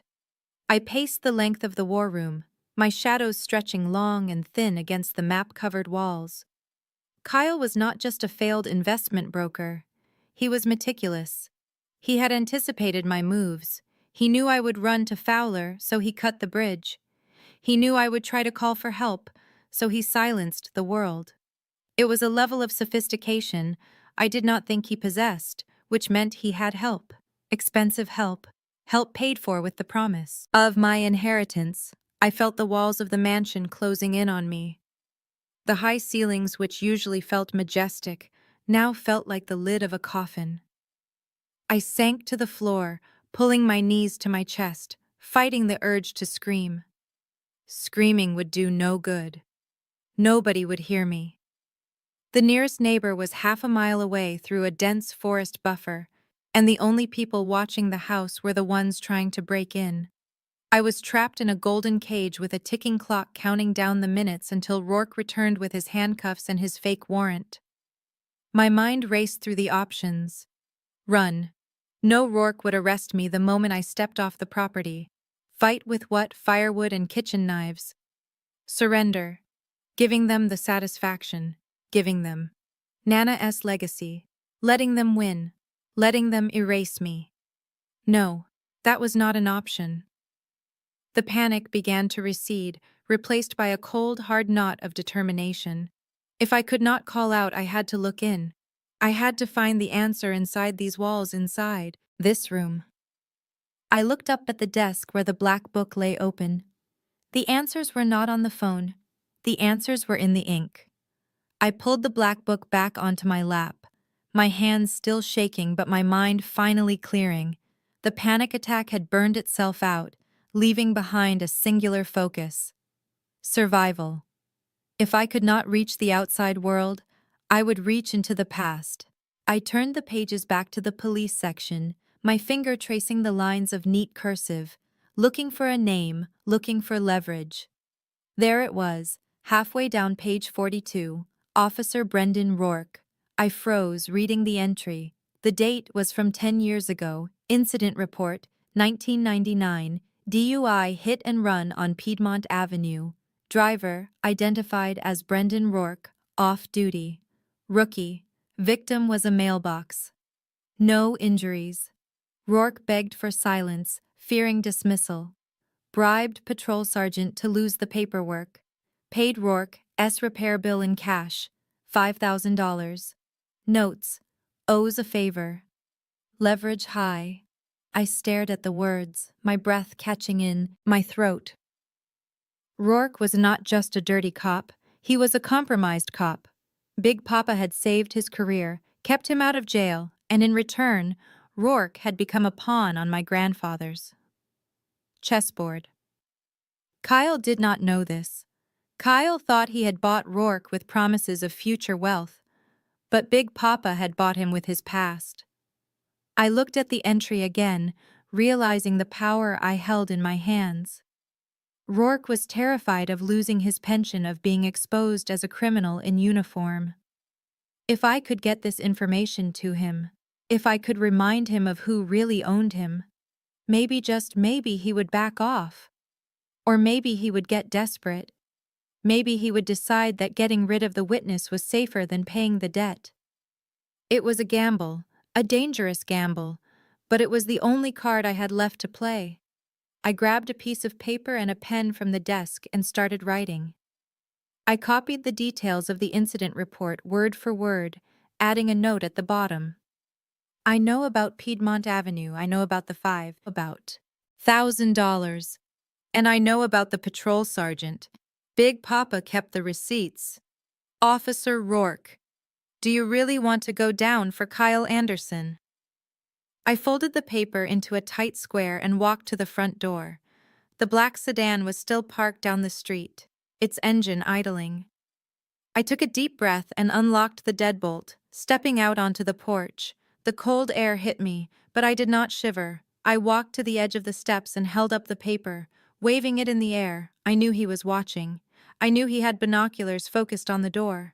I walked down the driveway, my legs feeling like lead, but my head held high. I stopped at the gate and tucked the note into the wrought iron bars, right where the headlights would catch it. Then I turned around and walked back to the house. Not running, not looking back, daring him to shoot me in the back. I locked the door behind me and slid down to the floor, waiting. I did not have to wait long. 10 minutes later, I heard the sound of a car engine revving, followed by the screech of tires peeling out on asphalt. I crawled to the window and peeked out. The black sedan was gone. Officer Rourke had fled. The siege was broken for now. The silence in the war room was heavy, but it was no longer terrifying. It was the silence of a library before a storm. I sat at Big Papa's massive desk, the leather chair creaking softly as I leaned forward. The adrenaline from confronting Officer Rourke was fading, replaced by a cold, razor-sharp focus. I knew I had bought myself some time, but I did not know how much Kyle would regroup. He would find another thug, or another lawyer, or another brick. I needed to be faster than him. I needed to be smarter. I pulled my laptop out of my bag, thanking whatever ancestors were watching over me that I had charged it fully before leaving my apartment. The screen flickered to life, casting a ghostly blue glow over the maps on the walls. The house's internet was dead cut, along with the power, but I had a backup, a portable 4G hotspot I used for archival fieldwork. It was a small black puck blinking with a weak signal, but it was my lifeline. I connected to the network and opened an incognito browser. I pulled the black book closer, the red ink entries about Kyle glowing in the candlelight. I started typing his name into the Fulton County Superior Court database. The search wheel spun for an agonizing 10 seconds before populating a list that made my jaw drop. It was not just one lawsuit, it was a cascade. Kyle Anderson versus Apex Capital breach of contract. Kyle Anderson versus the state of Georgia. Tax evasion. Kyle Anderson versus multiple private investors for fraud and misappropriation of funds. I clicked on the most recent filing. It was dated just 2 weeks ago. A group of investors was suing him for running a Ponzi scheme. They alleged he had taken their money, promising high returns in cryptocurrency, and instead used it to pay off gambling debts and lease luxury cars. The amount they were seeking was staggering $3 million. I switched tabs and went to the Secretary of State website looking up the investment firm Kyle claimed to own. It was dissolved. Administratively dissolved for failure to pay registration fees 3 years ago. He was not a CEO. He was a ghost, running a scam out of a P.O. box. My fingers flew across the keyboard, now driven by a hunger for the truth. I typed in my parents' names, Darnell and Verna Washington. I expected to see some debt, maybe a few late payments. But what I found was a financial autopsy. A notice of default had been filed on their house in Cascade Heights 6 months ago. The bank had initiated foreclosure proceedings. They were weeks away from being evicted. There were liens on Darnell's Cadillac. There were judgments from credit card companies for tens of thousands of dollars in unpaid bills. I sat back in the chair, the breath leaving my lungs in a rush. The picture was finally complete. They were not just greedy, they were drowning. My mother's designer dresses, my father's. Cigars. Bianca's lifestyle. It was all bought on credit that had run out. They did not want the $85 million to upgrade their status. They needed it to stay out of jail. They needed it to keep the illusion alive for just one more day. I looked at the black book and then at the glowing screen of my laptop. The pieces fit together with a sickening click. Kyle had promised to save them. He had probably told them he could make their debt disappear if they just gave him control of the estate. He was using my parents' desperation to fund his own escape, and my parents were willing to sacrifice me to save themselves. I felt a tear roll down my cheek, but I brushed it away angrily. This was not the time for sadness. This was the time for action. I had the leverage, I had the truth, and I knew exactly how to use it. They were coming for me tomorrow, expecting a scared little girl who would sign anything to make the pain stop. But they were going to find the archivist. And I had just finished cataloging their sins. I stared at the glowing screen, my eyes burning from the strain, but I could not look away. The lawsuit filing was a treasure map of disaster, and I was following the X straight to the spot where Kyle buried his life.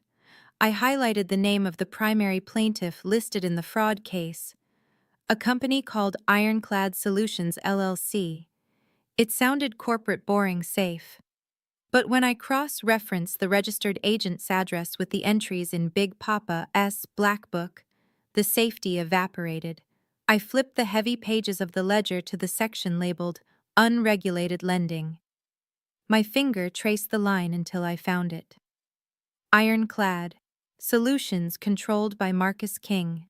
A man Big Papa had noted as dangerous. Do not engage. The entry was underlined twice. Marcus King was not a banker. He was a loan shark who operated out of a strip club in Bankhead, and he was known for collecting debts with a tire iron, not a collection agency. I turned back to the laptop and opened the exhibits attached to it. The lawsuit. There were bank transfers, screenshots of text messages, and transaction logs. The narrative was pathetic. Kyle had taken the money he stole from private investors, and he had not invested it in stocks or bonds. He had dumped it all into a speculative cryptocurrency that promised 5,000% returns. The coin had crashed 3 months ago, wiping out 90% of its value in 48 hours. Kyle had tried to double down, borrowing more from Ironclad Solutions to try and make back the losses, hoping for a market rebound that never came. He was not an investment genius. He was a degenerate gambler who had bet the house on a digital roulette wheel, and the ball had landed on zero. I read the text messages attached to the court filing. Message from King to Kyle. Where is my money, Anderson? You said Tuesday. Message from Kyle. Just a liquidity issue. The transfer is stuck pending clearance. I need 2 more days. Message from King. You do not have 2 days. You have until the end of the week, or I come visit your wife? I sat back. the leather chair groaning under the weight of the realization. Kyle was not just broke, he was a dead man walking. He owed $2 million to people who did not file lawsuits. They filed missing persons reports. The desperation in his eyes at the lawyer's office, the sweat on his brow when he threw the brick through my window. It all made sense now. He was not fighting for a penthouse, he was fighting for his life. He needed the Washington estate because it was the only asset large enough to cover his debt before King came to collect. He had probably promised King a piece of the action, using my inheritance as collateral for his survival, and he had dragged my sister into the middle of it. Bianca, with her influencers, dreams, and her Dior dress, had no idea she was sleeping next to a man who had put a target on her back. A chill that had nothing to do with the drafty house settled over me. Kyle was cornered, and a cornered animal is the most dangerous thing in the world. He would not stop at breaking windows or cutting power. He would do anything to get me to sign those papers because if I did not sign, he was going to end up in a ditch. I looked at the screen one last time, saving every document to my hard drive. I was not just holding the deed to a house anymore. I was holding Kyle's death warrant. And I had to decide if I was going to let him hang himself or if I was going to be the one to kick the chair out from under him. I closed the window on Kyle's financial ruin and opened a new search tab, typing in the address of the house I grew up in. It was a sprawling brick colonial in Cascade Heights, the neighborhood that Verna liked to call the Black Beverly Hills. She had spent my entire childhood reminding me how lucky I was to live there, how hard Darnell had worked to get us into that zip code. But as the property records loaded onto the screen, I realized that the house was no longer a symbol of their success, it was a monument to their stupidity. The deed history told a story that made my stomach turn 6 months ago, right around the time Kyle's crypto investment crashed to zero. There was a new filing, a secured loan taken out against the equity of the house. The lender was not a bank. It was one of Kyle's shell companies, Apex Capital. The interest rate was predatory, bordering on illegal, and the terms were immediate repayment within 1 year or forfeiture of the property. My parents had not just mortgaged their home, they had handed the deed to Kyle. They had leveraged the roof over their heads to fund his gambling addiction, probably believing his lies about a temporary liquidity issue. I could hear Kyle's voice in my head, charming Verna telling her that if they just gave him a little capital, he could flip it and buy them that vacation home in Martha's Vineyard. He had played on their greed like a virtuoso playing a violin. I kept digging, checking the title on Darnell's beloved Cadillac, the one he washed every Sunday in the driveway so the neighbors could see. The one he threatened to disown me over if I ever scratched the paint. There was a lien on that too, filed 3 months ago. The title was held by a pawnshop in Decatur. My father was driving a car he did not own to a club he could not afford, paying interest rates that would make a loan shark blush. The realization hit me with the force of a physical blow. My parents were not attacking me just because they wanted more money. They were attacking me because they had absolutely nothing left. They were technically homeless, already living on borrowed time in a house owned by their son-in-law's shell company. If Kyle went down, he would take them with him. If he defaulted on his debts to Marcus King, the loan shark would not just come for Kyle, he would come for the assets. And the only assets Kyle had on paper were my parents' house and my father's car. They had bet everything on the wrong horse. They looked at Kyle with his light skin and his suit and his confidence, and they saw the son they always wanted. They looked at me with my thrift store clothes and my quiet job and saw a failure. So they gave him the keys to their kingdom, and he drove it straight off a cliff. I stared at the screen, the blue light reflecting in my eyes. They were broke, they were desperate, and they were stupid. It was a dangerous combination. They needed my $85 million to plug the hole in their sinking ship before the water reached their necks. They were not fighting for luxury anymore. They were fighting to keep from drowning, and they were perfectly willing to stand on my head to keep themselves afloat. I closed the laptop, a cold fury settling in my chest. They valued appearance over substance, and now the bill had come due. I was not going to save them. Not yet. I was going to let them feel the water rising. I was going to let them understand exactly what it cost to bet against Zola. Washington. I sat there in the dim light of the war room, the silence of the mansion, pressing in on me. But for the first time since Mr. Fowler read the will, I did not feel trapped. I felt enlightened. The pieces of the puzzle had clicked into place, revealing a picture far uglier than simple greed. My parents were not just chasing a lifestyle upgrade, they were running from a financial executioner. The $85 million was not a ticket to paradise. It was a stay of execution. I thought about Verna's frantic phone call, the way she had practically begged me to sign over executive control. She did not care about the title. She cared about the liquidity. She needed cash fast to pay off Marcus King before he sent someone to break her legs or burn down her house. Darnell's rage, the way he had thrown my books off the balcony. It was not just disappointment, it was terror. He knew that without my signature, he was driving a car that could be repossessed at any traffic stop, living in a house that could be padlocked while he was sleeping. And Bianca, poor stupid Bianca, lived streaming, her own demise. She was probably oblivious, thinking Kyle was just stressed about market fluctuations, thinking they were just having a cash flow problem. She did not know her husband had mortgaged her parents' future to cover a bad bet. She was posting about generational wealth while her husband was dragging the family into generational debt. It was pathetic, really.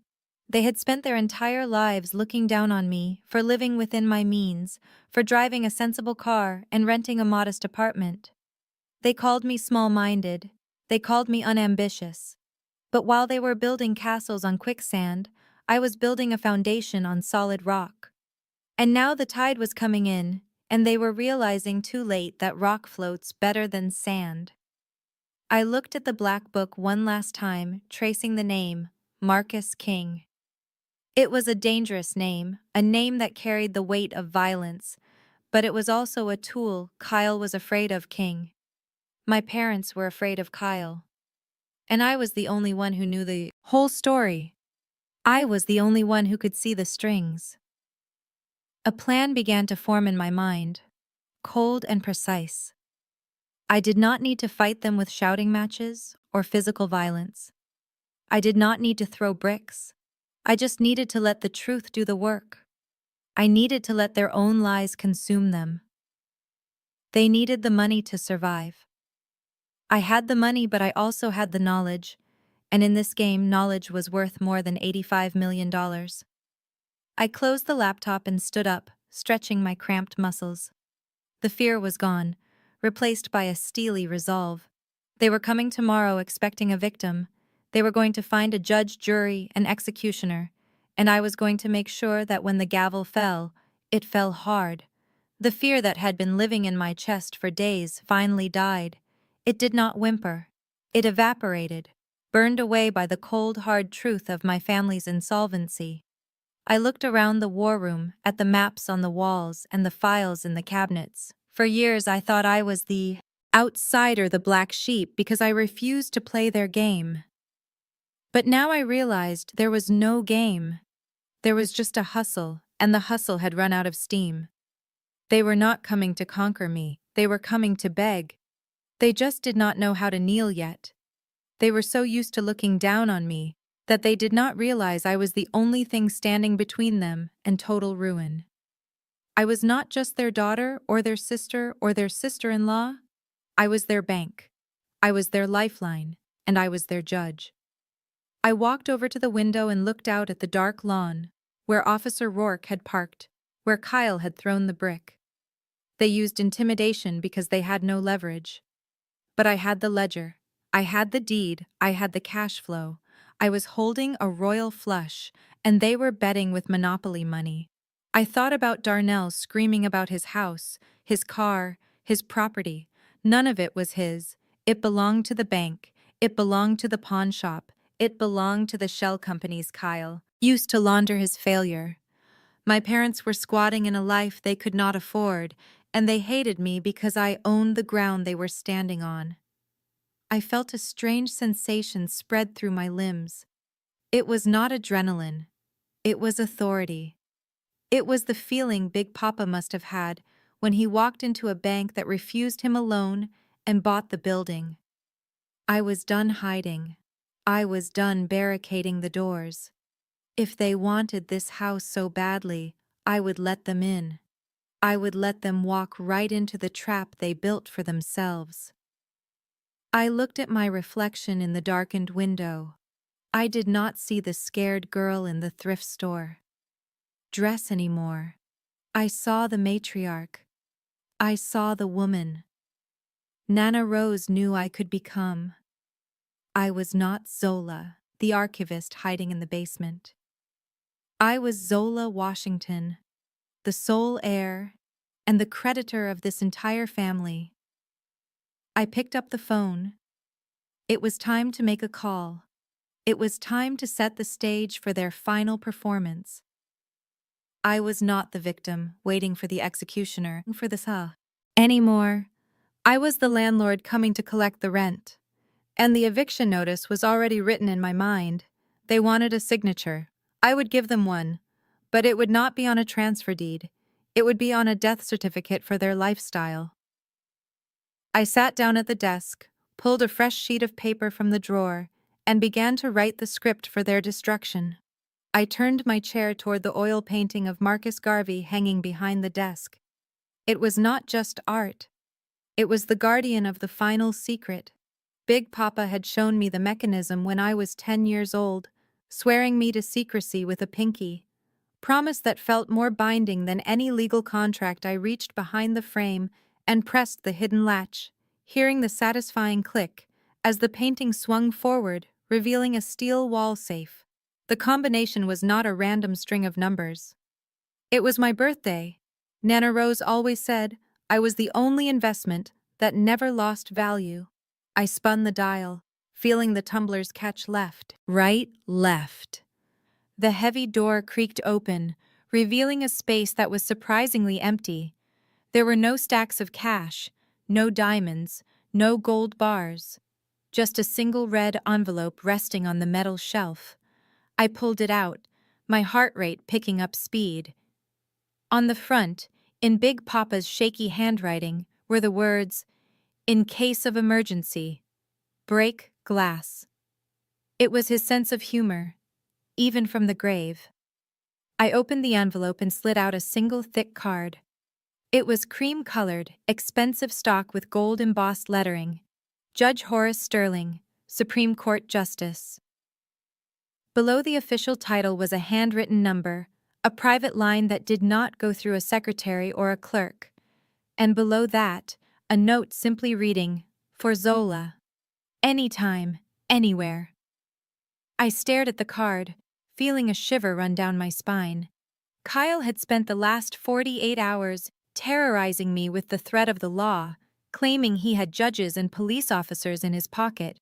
He had name-dropped Sterling at every family dinner pretending they were golf buddies pretending he had the ear of the most powerful man in the state. But it was all a lie. Kyle did not know Sterling.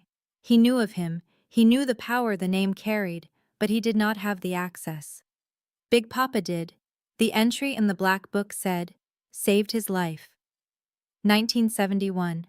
I did not know the details of that story, but I knew my grandfather. He did not exaggerate debts. If he said a Supreme Court justice owed him a life, then Judge Sterling would answer the call. I was holding the nuclear codes to Kyle's destruction. My brother-in-law was playing checkers with a dirty cop while I was about to play chess with the highest court in Georgia. I looked at the phone number again. It was a direct line to the man who signed the warrants, the man who put criminals like Kyle away for a living. I realized then that I was not just calling for help. I was calling for backup. I was calling in the cavalry. The fear that Officer Rourke had instilled in me was gone, replaced by the calm certainty of someone who holds the winning lottery ticket. I placed the card on the desk next to the black book and reached for the rotary phone one last time. It was time to wake the judge. I dialed the number written on the cream-colored card and held the receiver to my ear, my breath catching in my throat.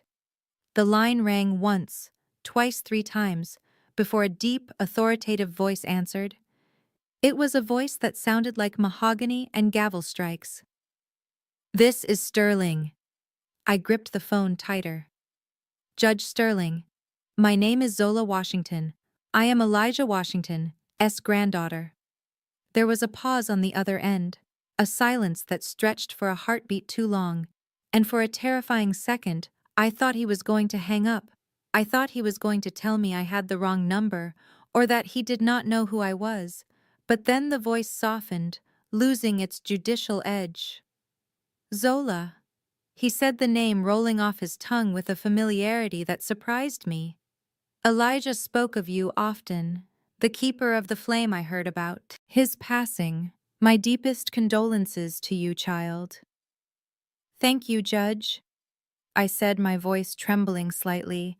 "I would not be calling you this late, but I found a note in the safe." It said, "I could call you in an emergency."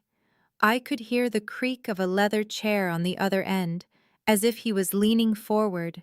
"You found the red envelope then. That means things have gone wrong. Terribly wrong. Tell me what is happening, Zola." I took a deep breath and let it all out.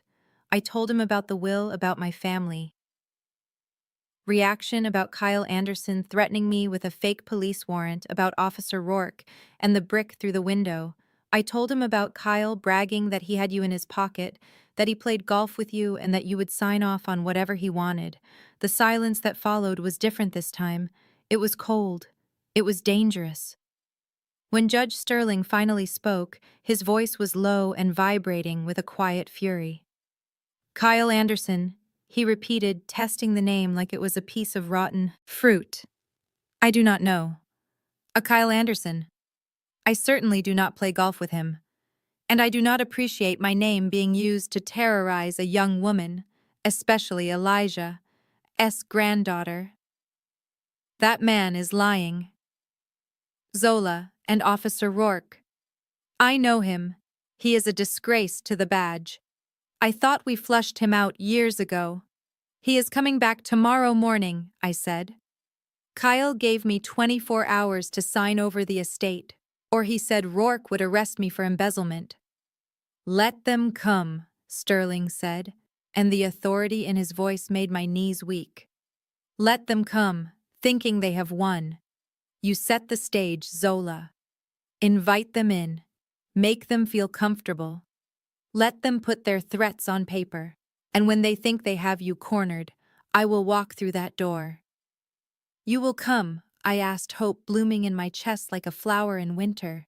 "Elijah Washington pulled me out of a burning car in 1971 before the fire department even arrived."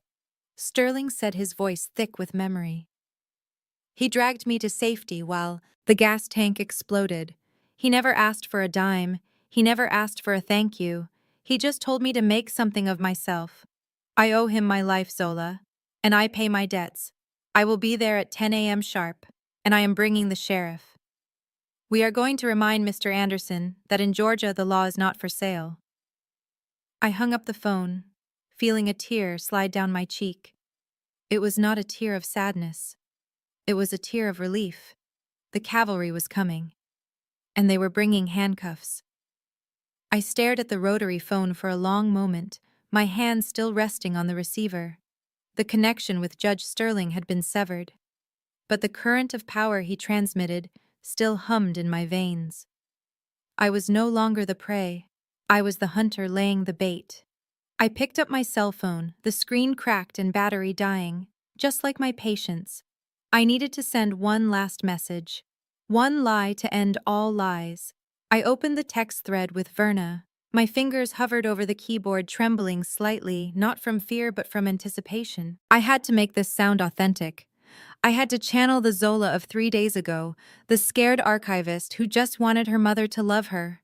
I typed slowly, letting the words form a surrender flag, white and pathetic. "Mom, you win. I cannot do this anymore. Officer Rourke terrified me. I do not want to go to jail. I do not want to be alone anymore. Please just make it stop. Come over tomorrow morning at 10. I will sign the papers. I will give Kyle the executive control. Just please call off the police. I read it over. It was perfect. It was pathetic. It was exactly what she wanted to hear. I hit send and watched the little bubble fly off into the digital ether, carrying my false defeat straight to her greedy heart. The response was almost instantaneous. It came through before I could even lock the screen. Verna did not call. She did not offer comfort. She just texted back with a speed that betrayed how glued to her phone she had been waiting for me to break. Good girl. I knew you would come to your senses. Eventually, we will be there at 10 sharp. Have the papers ready, and Zola try to clean up a bit. You do not want the lawyers to see you living in squalor. It reflects poorly on us. I stared at the words, feeling a laugh bubble up in my chest. It was a dark, jagged thing, but it felt good. She was already managing the optics, already worrying about how my misery would reflect on her brand. She did not care that I was terrified. She did not care that I was allegedly threatened with prison. She only cared that she had won. I imagined them right now in their rented condo or wherever they were squatting, popping champagne bottles and toasting to their genius. They would be high-fiving Kyle, telling him he was a shark, telling Bianca to get her camera ready for the victory lap. They thought they had broken the horse. They did not realize they had just walked into the stable with a tiger. I stood up and walked to the window, looking out at the dark grounds. The storm had passed, leaving the air crisp and cold. Moon hung high in the sky, illuminating the driveway where Officer Rourke had parked his cruiser, where tomorrow the entire Washington clan would park their leased luxury cars thinking they were coming to a coronation. I am ready, I whispered to the empty room. I am ready to sign. But I am not signing a transfer deed. I am signing a confession, and you are going to provide the ink. I turned away from the window and walked back to the desk. I had work to do. I had to set the stage.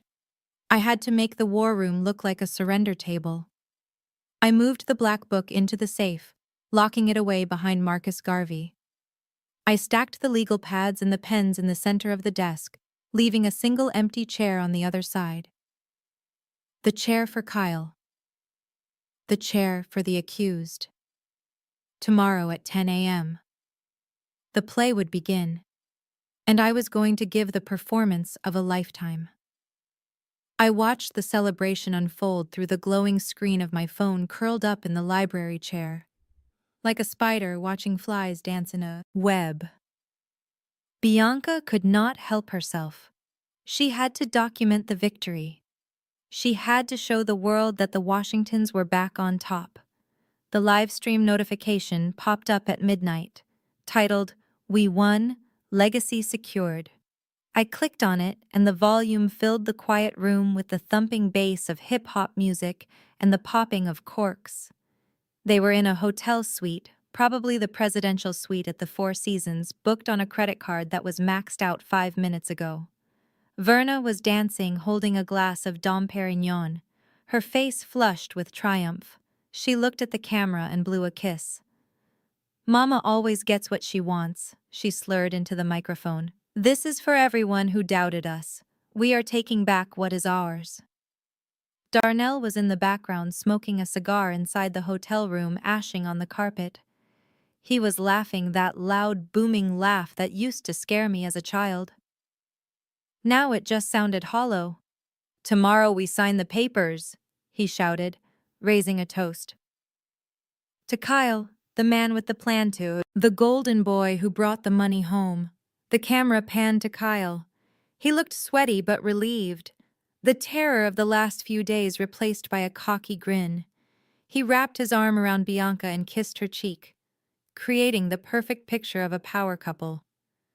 "We did it, babe," he said, his eyes gleaming with greed. "We broke her. She folded like a cheap suit. Tomorrow we get the keys and we evict the squatter." Then came the post that made my blood run cold. Bianca uploaded a photo of herself holding a glass of champagne with a caption that was a direct knife to my heart. The caption read, "To my sister, The loser who finally realized she does not belong in the big leagues. Thanks for keeping the seat warm, Zola. Now go back to the basement where you belong. The hashtag was by Felicia. I stared at the photo at her smug, perfectly made-up face, and I did not feel hurt. I felt a dark sense of satisfaction. They were so arrogant, they were so sure of their superiority, that they did not even question why I surrendered so easily. They did not ask why the girl who barricaded the doors and lived in the dark for 3 days suddenly gave up via text message. They just assumed it was because they were strong and I was weak. They were celebrating their victory lap before the race was even over. They were drinking expensive champagne on the eve of their execution. I saved the video. I screenshotted the post, adding them to the digital file. I would hand over to Judge Sterling tomorrow. Let them dance. Let them drink. Let them believe they are untouchable. It would make the fall so much more devastating. I turned off the phone, silencing their laughter. The house was quiet again, but it was no longer empty. It was filled with the ghosts of my ancestors, and they were all standing behind me waiting for the sun to rise. I was not going to sleep tonight. I had a performance to prepare for, and I needed to make sure every prop was in place. Every line was memorized, and every trapdoor was oiled and ready to open. Beneath their feet, I did not sleep a wink that night. The adrenaline coursing through my veins was more potent than any caffeine. I moved through the silent house like a ghost preparing a haunt. I dragged the heavy furniture out of the way, clearing the floor of the war room until it looked less like a study and more like a courtroom. I positioned Big Papa's massive desk in the center facing the door, so that when they walked in, I would be the first thing they saw, framed by the darkness and the maps on the walls. I found a single wooden chair in the hallway, stiff-backed and uncomfortable. I placed it on the other side of the desk. This was for Kyle. It was lower than my leather executive chair, a subtle psychological trick I had learned from reading books on negotiation. I wanted him to look up at me. I wanted him to feel small, even before I opened my mouth. Next came the props. I took a stack of legal pads from the cabinet and placed them in a neat pile on the desk edge. I lined up 3 expensive fountain pens next to them, the gold nibs gleaming in the candlelight. They looked like the tools of a surrender, but they were actually the instruments of an autopsy. I placed a thick folder in the center of the desk labeled Estate Transfer Documents. It was empty except for a few blank sheets of paper, but it looked heavy. It looked official. It looked like exactly what they wanted to see. Then I set the trap.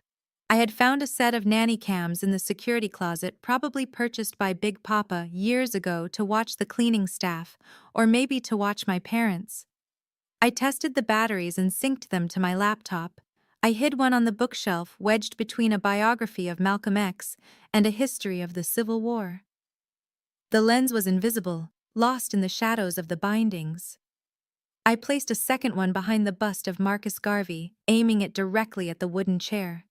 I needed every angle I needed to capture every bead of sweat on Kyle's forehead. When the realization hit him, I needed their greed in high definition. I checked the feed on my laptop. The image was grainy in the low light, but clear enough I could see the empty chair waiting like an open mouth. I could see the desk set for a signing. I could see the trap waiting to be sprung. I walked to the window one last time. The sky was beginning to turn, a bruise-colored purple in the east. Morning was coming.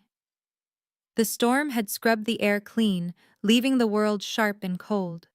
I pressed my hand against the cool glass. My reflection looked back at me, tired but ferocious. I was not the girl who cried in the airport bathroom anymore. I was not the woman who begged for a ride. I was the archivist. And I had prepared the exhibits perfectly. The stage was set. The actors were sleeping off their champagne, believing they were waking up to a coronation, but they were walking into a slaughter, and I was going to enjoy every single second of it. 10 o'clock arrived, not with the polite chime of the grandfather clock, but with the aggressive roar of luxury engines tearing up the gravel driveway. I sat behind Big Papa's desk. My hands folded on top of the empty legal folder, watching the security feed on my laptop screen. They had arrived in a convoy, Darnell S. leased.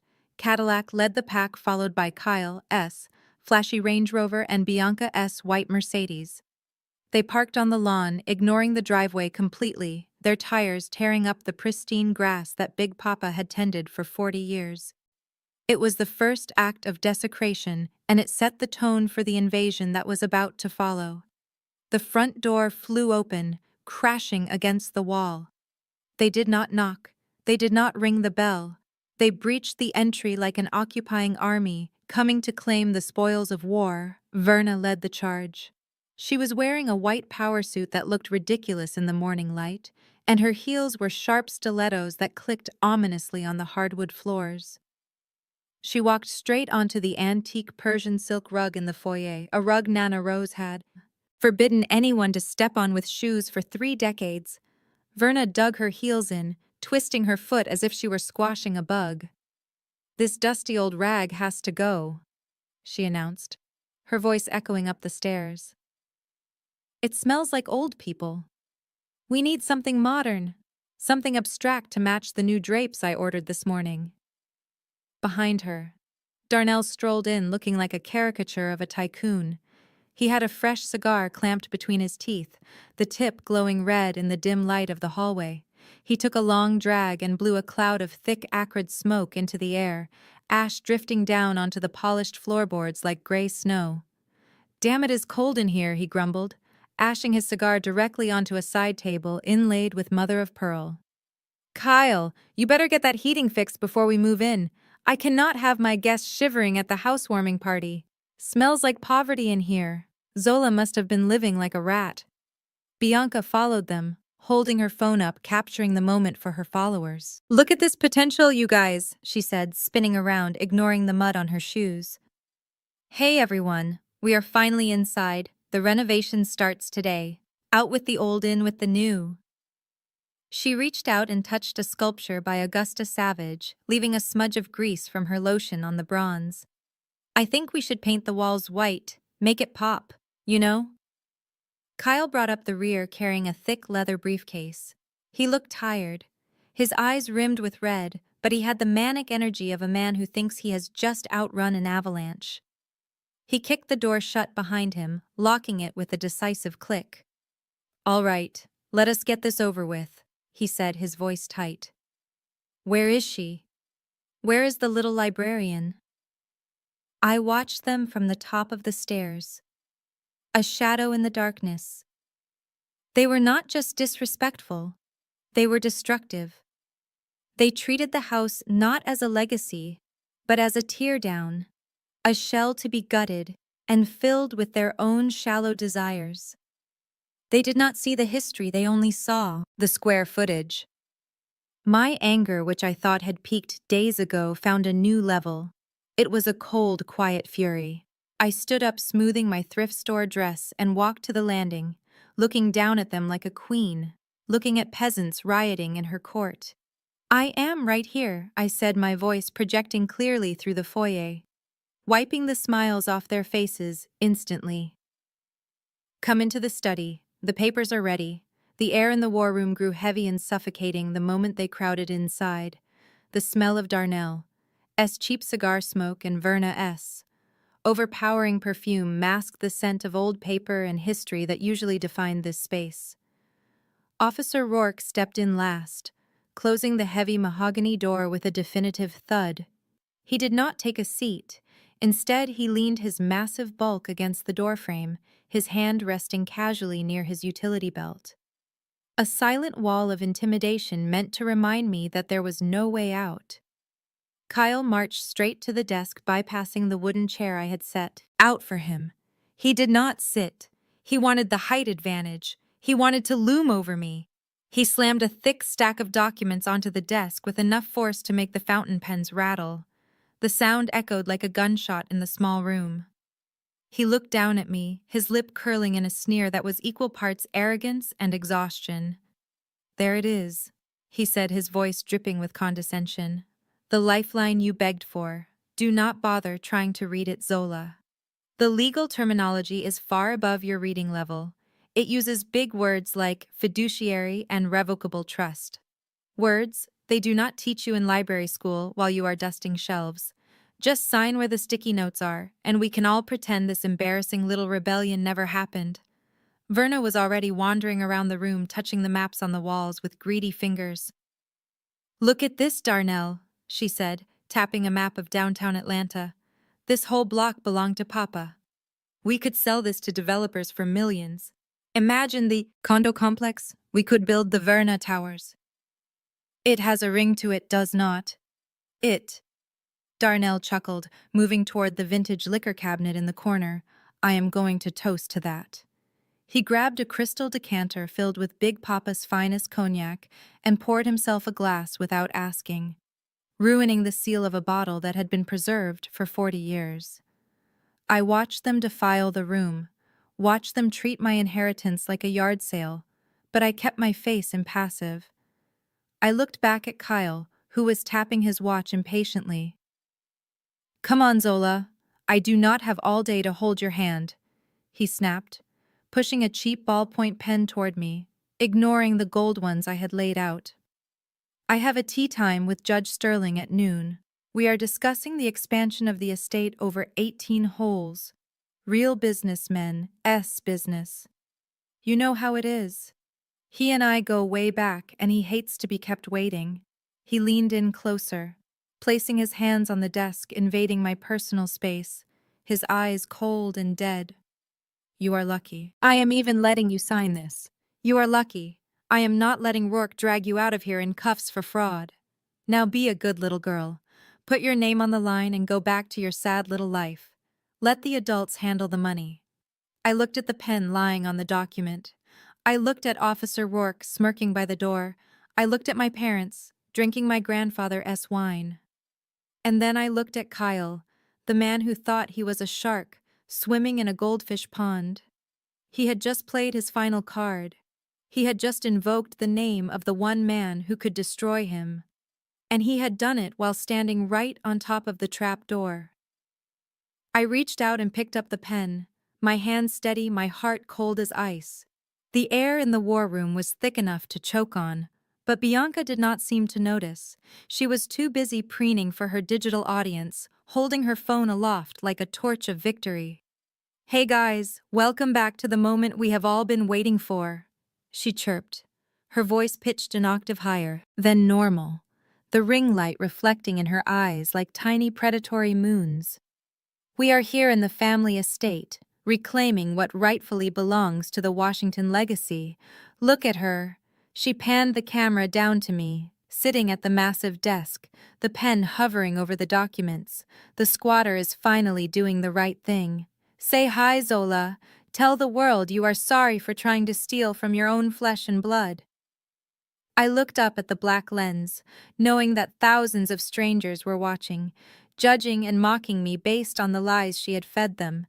The comments were likely flying by a stream of heart emojis and hateful slurs. Bianca wanted my humiliation to be content. She wanted to monetize my defeat, turning my tragedy into a viral moment for her brand. My hand tightened around the pen until my knuckles turned white. "Turn it off," I said, my voice quiet, but cutting through her narration like a knife. Bianca laughed, a high, brittle sound that grated on my nerves. "Oh, she is camera shy now, that is funny considering she was so bold when she was locking us out in the rain." "No, Zola, the world needs to see this. They need to see justice in action. They need to see the moment the rightful heirs take control. Keep signing, sweetie. Do it for the fans." I set the pen down on the desk with a deliberate click. The sound was small, but in the tense silence of the room it sounded like a gavel striking. I leaned back in the chair, crossing my arms. I said, "Turn it off, Bianca. I am not signing a single page while that camera is rolling. This is a legal transfer, not a reality show episode. If you want the estate, you kill the stream right now." Kyle looked at me, his eyes narrowing into slits. He looked at the papers sitting unsigned on the desk and then at Bianca, who was still filming, panning around the room to show off the maps on the walls. Cut the feed, Bianca. He snapped, his patience snapping like a dry twig. We do not need witnesses, we just need the signature. Do it. But babe, Bianca whined, lowering the phone. Slightly but keeping the recording going. We are trending. The engagement is insane right now. This is our brand. We are building here. I do not care about your brand, Kyle roared, slamming his fist onto the desk, making Darnell jump and spill a drop of cognac on the floor. I care about the assets. Turn the damn phone off before she changes her mind. Do you want the house or do you want likes? You cannot pay the mortgage with emojis. Bianca? Bianca huffed, rolling her eyes so hard I thought they might get stuck. She tapped the screen aggressively, her long nails clicking against the glass. Fine, guys. Sorry, we have to go dark for legal reasons, but stay tuned for the champagne pop in 5 minutes. Love you. She ended the stream and shoved the phone into her pocket, crossing her arms over her chest. Happy now, princess, she spat, glaring at me. You are so dramatic. You always have to make everything about you. The room fell into a heavy, suffocating silence. Officer Rourke shifted by the door, his hand resting on his utility belt, the leather creaking ominously. The only sound was the ticking of the grandfather clock in the hall and the heavy breathing of my father, who was staring at the papers like a starving wolf, staring at a lamb chop. There, Kyle said, pushing the document back toward me, his voice regaining its oily confidence but carrying an edge of desperation. No more cameras. Just us. Family. Sign the paper. Zola. Stop wasting my time. Judge Sterling is waiting for me, and I do not like to be late. I picked up the pen again, feeling the cold metal against my skin. I looked at Kyle, at his sweaty, desperate face. He really believed he had won. He really believed that he could bully the world into giving him what he wanted. He thought he was playing golf with a Supreme Court justice. He had no idea that the only thing waiting for him was a cage. I took a deep breath and lowered the pen to the paper, watching their eyes widen in anticipation, watching them lean forward, ready to snatch my life away. The tension in the room was electric, a physical weight pressing down on us all, and I was the only one who knew that the lightning was about to strike. I held the pen hovering just above the signature line, watching the ink bleed slightly onto the tip. Kyle leaned forward, his eyes fixated on the point where metal met paper, his breath coming in shallow, eager gasps. Verna was clutching her pearls. Darnell had stopped drinking, and even Officer Rourke had straightened up his hand, moving away from his belt, anticipating the end of his shift. The room was poised on the edge of a cliff, and I was the only one who knew how far the drop was. I pulled the pen back just an inch, breaking the trance. Kyle let out a frustrated noise that sounded like a growl. Just sign it, Zola. What are you waiting for? Divine intervention. I looked up at him, locking eyes with the man who had terrorized me for 3 days. The man who had broken my window and my family. I have one question, Kyle. Just one, before I sign over my life, he rolled, his eyes checking his watch again. Make it quick. I have a tea time, remember? You mentioned Judge Sterling, I said, my voice calm and conversational. You said you two go way back. You said you were meeting him today for golf. Kyle puffed out his chest, adjusting his tie with a smirk that was supposed to be charming but just looked predatory. That is right. Horace and I are close. He is like a father to me. He has been mentoring me since I started in finance. We play every Tuesday at the Piedmont Driving Club. He is actually advising me on how to expand the estate once we get rid of the dead weight, meaning you. Why do you want an autograph? Like a father, I repeated, letting the words hang in the air. And you are sure he is expecting you today? You are sure he knows who you are? Kyle laughed, a harsh barking sound.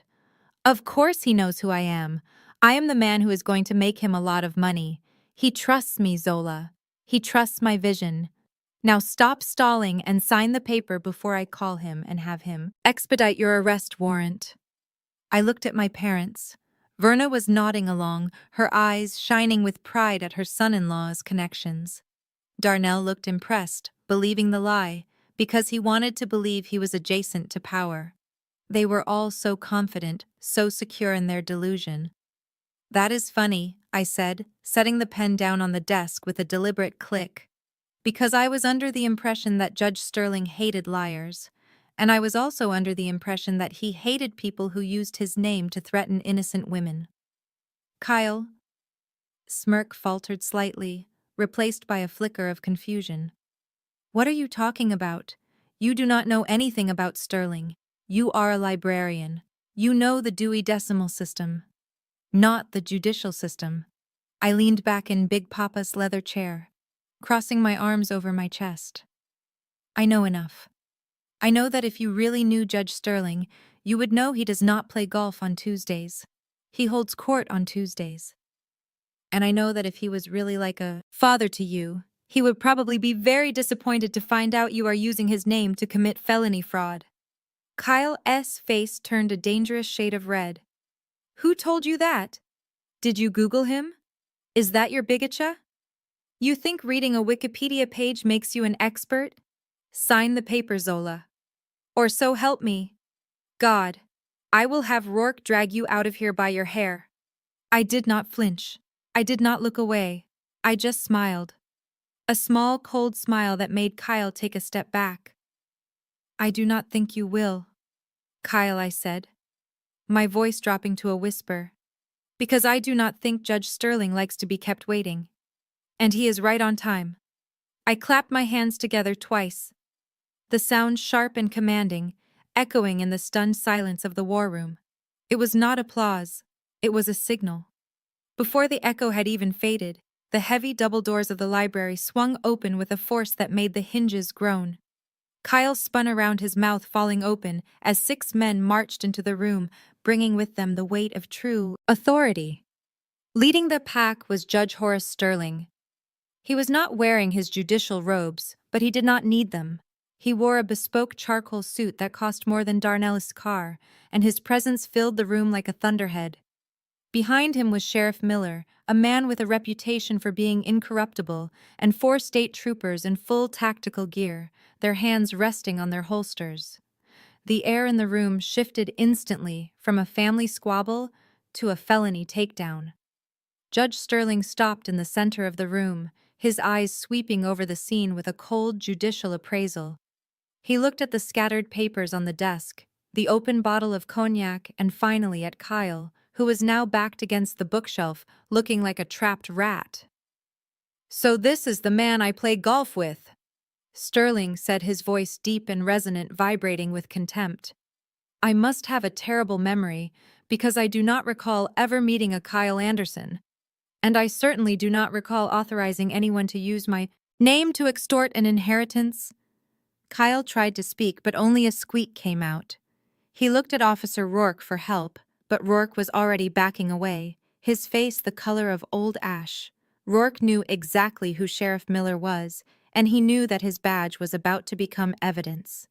Miller stepped forward, his gaze locking onto the corrupt officer, like a laser. "Officer," Rourke Miller said, his voice deceptively calm, "I suggest you unhand your weapon and place it on the floor. We have a lot to talk about, starting with the $5,000 bribe you took in '99, and ending with the warrant you falsified this morning. Big Papa kept excellent records, son, and we have them all." Rourke's hands shook as he unbuckled his gun belt, the heavy leather thudding onto the Persian rug. He looked at Kyle with pure hatred, realizing he had bet his career on a liar. "You told me this was clean," Rourke hissed. "You told me she was stealing from the estate." Kyle ignored him, his eyes fixed on Judge Sterling. "Please, there has been a misunderstanding," he stammered, sweat pouring down his face. "I was just trying to protect the family assets. Zola is mentally unstable. She was going to ruin everything. I was just using your name to get her to listen to reason." Sterling stepped closer, towering over Kyle. "Reason?" he asked. Is that what you call breaking windows? Is that what you call cutting the power to a young woman's home? Is that what you call fraud? He picked up the transfer document from the desk, reading the terms with a scowl. This is not protection, Mr. Anderson. This is theft. This is a confession. And you just signed your own warrant. Sterling turned to the troopers. Take him into custody and get that camera out of her face, he added, pointing at Bianca, who was trying to hide her phone behind her back. This is a crime scene, not a content opportunity. The troopers moved in a synchronized wave of blue uniforms. Two of them grabbed Kyle by the arms, hauling him away from the desk. He struggled, his feet slipping on the polished floor, but he was no match for them. The click of the handcuffs was the loudest sound in the room, a metallic snap that signaled the end of his charade. I stood up from behind the desk, my legs finally steady. I looked at my parents, who were huddled together in the corner, looking like children who had been caught stealing candy. They were not looking at Kyle. They were looking at me with a mixture of fear and awe. They had spent their whole lives chasing power, chasing status, chasing the approval of men like Judge Sterling. And here he was standing in my library defending me. It is over, I said, my voice cutting through the chaos. It is all over. And you have nobody to blame but yourselves. The shock on my parents' faces was not just fear. It was the total collapse of their reality. Verna looked from the judge to Kyle, her mouth opening and closing like a fish out of water. She grabbed Kyle's arm, her nails digging into his suit jacket. But Kyle, tell him about the club. Tell him about the investment advice you gave him last week. Tell him you are friends. Kyle tried to pull away from her, his face slick with sweat and shame. Shut up, Verna, he hissed, his voice cracking. Just shut up. Judge Sterling laughed, a dry, humorless sound that filled the room. Madam, I have never met this man in my life. I play golf with senators and governors. I do not play with men who wear knockoff watches and run Ponzi schemes out of a post office box. Your son-in-law is not a financier. He is a con artist. And from what I understand, he has conned you worst of all. Darnell stepped forward, his hands shaking violently. Wait, what do you mean, con artist? We gave him the deed to our house. We gave him the title to my Cadillac. He said he was leveraging them for a high-yield return. He said we would double our money in 6 months. Sterling looked at Darnell with pity mixed with disdain. He did leverage them, Darnell. He leveraged them to pay off his gambling debts to a man named Marcus King. You do not have an investment portfolio. You have a foreclosure notice, and thanks to the documents Zola provided, we know exactly where the money went. It went to casinos. It went to luxury car rentals. And it went to keeping him alive for 1 more week. Bianca let out a wail that sounded like a siren screaming. No, that is a lie. Kyle, tell them it is a lie. We are rich. We are the power couple. You promised me. Sheriff Miller stepped forward, unfolding a piece of paper with a snap that made everyone jump. Kyle Anderson, he boomed, his voice filling the war room. You are under arrest for 20 counts of wire fraud, 15 counts of grand larceny, and 1 count of conspiracy to commit extortion. We also have a federal warrant for securities fraud related to the Apex Capital Shell Company. You have the right to remain silent, and I highly suggest you use it, because every word you say is digging your grave deeper. The troopers grabbed Kyle and slammed him against the bookshelf, his face pressing into the spines of the history books he had mocked moments ago. The sound of the handcuffs ratcheting tight was the final period at the end of his sentence. He looked at me one last time, his eyes wide with terror, begging for mercy, begging for a deal, begging for the sister-in-law he had tried to destroy. I looked back at him and I did not blink. I did not smile. I just watched as the false idol of the Washington family was dragged out of the room, leaving my parents and sister standing in the wreckage of their own greed. They were alone, exposed, and for the first time they had absolutely nowhere to hide. As the handcuffs clicked shut, Kyle's facade completely shattered, revealing the terrified grifter beneath the suit. He was no longer the smooth financial wizard or the arrogant brother-in-law. He was a cornered animal and he started screaming violently, struggling against the iron grip of the state troopers. "It was not just me," he yelled, twisting his body around to look at my parents with wild, accusatory eyes. "Tell them, Verna. Tell them you begged me to fix your mess. You are the ones who spent the money. You are the ones who needed the lifestyle to keep up appearances." Verna gasped, clutching her chest for real, this time her face draining of all color. "Kyle, how can you say that? We trusted you. You said you were a genius." "Trusted me." Kyle laughed, a manic sound that bounced off the walls of the library. "You used me. You pushed me to buy that Cadillac, Darnell. You pushed me to get the membership at the club. You said we had to look the part, or people would ask questions about why the bills were not getting paid. I only leveraged the house because you threatened to cut me off if I did not keep the champagne flowing. This is on you, old man. This is your greed, not mine." Darnell looked like he had been punched in the gut, his cigar falling from his lips to smolder on the rug. "I gave you my daughter. I gave you my home. I treated you like a son. You gave me debt." Kyle spat back, spit flying as the troopers hauled him toward the door. "You gave me a sinking ship and told me to paint it gold. I was trying to save all of us by taking her money." He jerked his head toward me, his eyes full of hate. "She is the selfish one, hoarding 85 million while her family drowns." Bianca was sobbing now. Loud, ugly sounds that destroyed her carefully curated image. She had collapsed onto the floor. Her expensive Dior dress rumpled and stained her face a mask of black streaks where her mascara had run down her cheeks. She looked up at Kyle as he was dragged past her, reaching out a trembling hand. "Babe, please tell me it is not true. Tell me we still have the penthouse. Tell me you have a plan." Kyle looked down at her with pure, unadulterated disgust. "There is no penthouse. Bianca, there never was. You are not an heiress. You are the wife of a felon. And you are broke. Wake up and look in the mirror." The troopers shoved him through the doorway, his shouts fading as they dragged him down the hall toward the waiting police cruiser. The silence he left behind was filled only by Bianca's wailing. She rocked back and forth, clutching her phone like a talisman. But for the first time, she did not turn it on. She knew there was no filter that could fix this. Her brand was built on success and luxury. And now she was just a girl sitting on a dirty floor crying over a lie. I watched them fall apart, watched the family that had united to destroy me, suddenly tear each other to shreds. It was not satisfying in the way I thought it would be. It was pathetic. They were not monsters anymore. They were just weak, greedy people who had believed their own hype. And now, without Kyle to prop them up, they were collapsing under the weight of their own reality.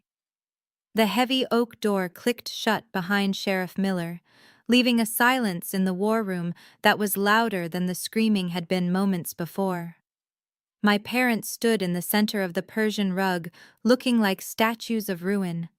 The arrogance that had fueled them for days, the bluster about status and legacy had evaporated with Kyle. They looked small, they looked old, and for the first time in my life they looked at me not with contempt but with terrifying, desperate need. Verna moved first. She did not walk, she shuffled. The woman who treated the church aisle like a runway dropped to her knees right there on the floor. She had insulted 10 minutes ago. Her white power suit was stained with dust, but she did not care. She reached out her hands, trembling violently. "Zola, baby, please," she wept, her voice cracking. "You have to help us. We did not know. We are victims too, Zola. That man is a monster. He tricked us. He promised us he would double our investments. He told us the mortgage was just a formality." Darnell fell down beside her. My father, the man who threw my first edition books into the mud without blinking, was now sobbing into his hands. "He threatened us. Zola," he said, "if we did not give him the deeds, he would ruin us. We were scared. We did it for the family. We did it to protect you." I stood behind the desk and looked down at them. It was the image I had dreamt of as a child. My parents finally paying attention to me, finally needing me. But now that it was happening, it just made me feel sick. They were not apologizing for hurting me. They were apologizing because their lifeboat had just sunk. Protect me, I asked, my voice cutting through their tears. Is that what you were doing when you cut my power? Is that what you were doing when you tried to have me arrested? You were not protecting me. You were serving me up on a platter to save your own skins. Verna crawled forward, clutching the hem of my dress. We will lose the house, Zola. The bank is coming next week. They are going to take the car. They are going to take everything.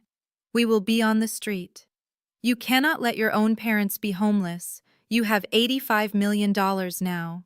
You can pay it off with pocket change. Please, baby.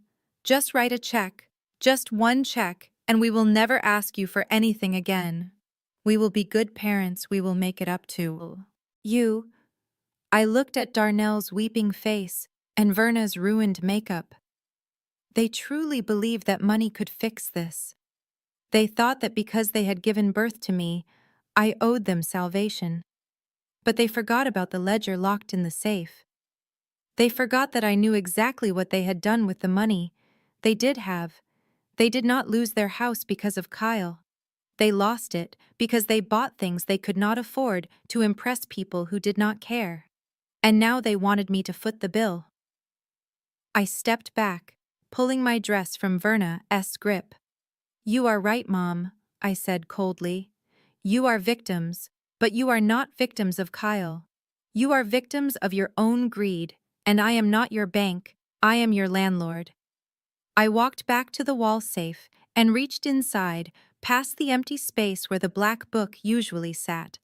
I pulled out a thick blue file folder that had been resting underneath the red envelope. It was heavy with the weight of their poor decisions.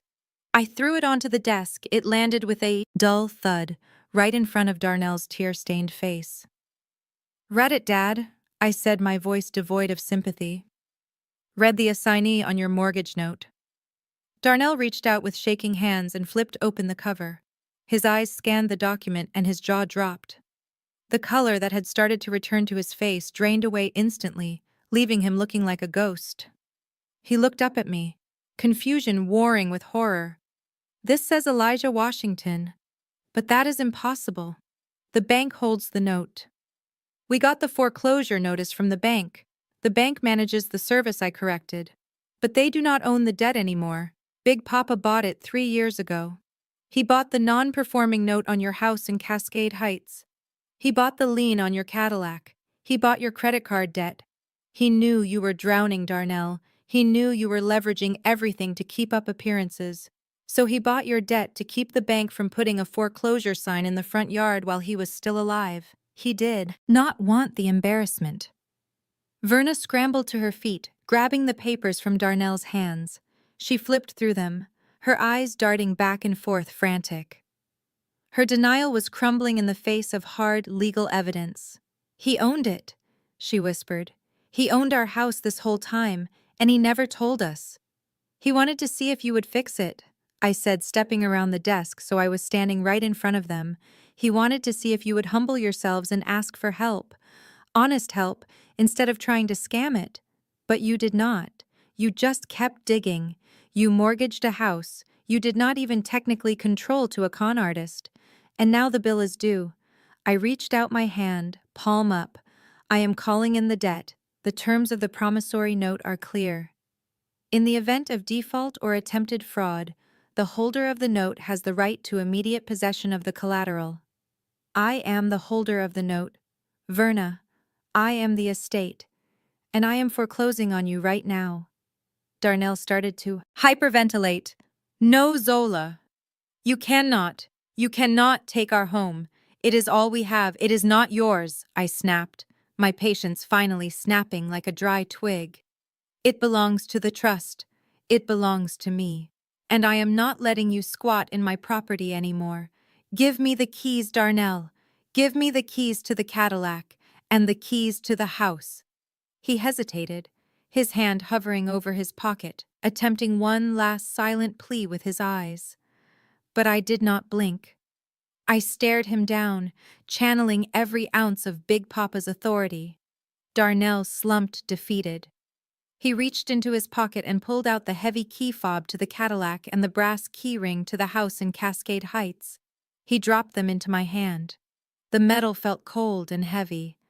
It was the weight of their freedom, and I had just taken it away. Verna let out a sob, burying her face in her hands. But where will we go, Zola?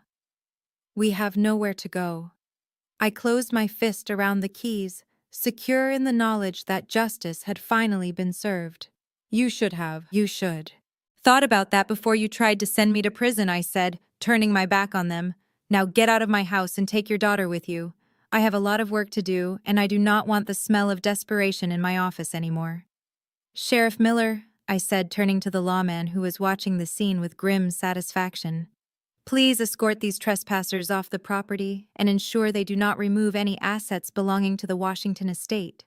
The sheriff nodded and signaled to his deputies to move in. The troopers stepped forward, their boots heavy on the hardwood floor, herding my parents toward the door like cattle. Darnell looked broken. His shoulders slumped his expensive suit, suddenly looking too big for him. But Verna was not done fighting yet. She snatched her Birkin bag from the chair, clutching it to her chest, like a life preserver, screaming that I could not treat her this way. Leave the bag, Mom, I said, my voice cutting through her hysterics. Verna stared at me, her eyes wide, with disbelief. This is my bag, she screeched, pulling it tighter. Kyle bought this for me for my birthday. You cannot take my personal property. I walked over to her and laid a hand on the leather strap, pulling it firmly. It was bought with funds embezzled from investors and secured against a house you no longer own, I said, cold and precise. It is not a birthday present, Verna. It is evidence, it is an asset of the estate recovery, and it stays here. She tried to hold on, but a trooper stepped in gently but firmly, prying her fingers loose. She watched the bag fall onto the desk, her face crumbling as if she had just lost a child. It was the only thing she had left, the only symbol of the status she craved more than oxygen. Without it, she was just a woman in a stained suit, with nowhere to go. Bianca tried to sneak her phone into her pocket, her eyes darting toward the door, looking for an escape route. That stays too, I said, pointing at the device. You used that phone to harass me, to libel me, and to coordinate a fraud. The phone and all the camera equipment you brought in here are now property of the estate to cover the legal fees of the lawsuit. I am about to file against you. Hand it over, Bianca. Bianca let out a wail, stomping her foot like a toddler. No, you cannot do this. My whole life is on there, my followers, my contacts. It is my career. Your career is over. I snapped, snatching the phone from her hand. You do not have followers anymore, Bianca. You have witnesses. And they are all about to see you walking down that driveway with nothing. Darnell tried to adjust his Rolex, trying to slide it up his sleeve out of sight. I saw the movement. Dad, the watch, I said, holding out my hand. He looked at me, tears streaming down his face. Zola, please. It was a gift from Big Papa. I shook my head. No, Dad. Big Papa gave you a Timex. You bought that Rolex on the company credit card 3 weeks after he had his stroke. You stole it from him while he was dying. Give it to me. He unclasped the heavy gold band, his hands shaking so badly he almost dropped it. He placed it in my palm, and the weight of it felt like justice. I put it on the desk next to the bag. And the phone. Now get out, I said, pointing to the open door. You leave with the clothes on your backs, nothing else. You walked in here thinking you were going to strip this house bare, but you are the ones leaving empty-handed. The troopers pushed them toward the exit. My parents stumbled out into the bright morning light, shielding their eyes, as if the truth was too bright to look at. They walked past their luxury cars, which were now blocked in by police cruisers. They walked past the manicured lawn they had tried to destroy. They walked out of the gates of the Washington estate, not as the royalty they pretended to be, but as the paupers they had always feared becoming.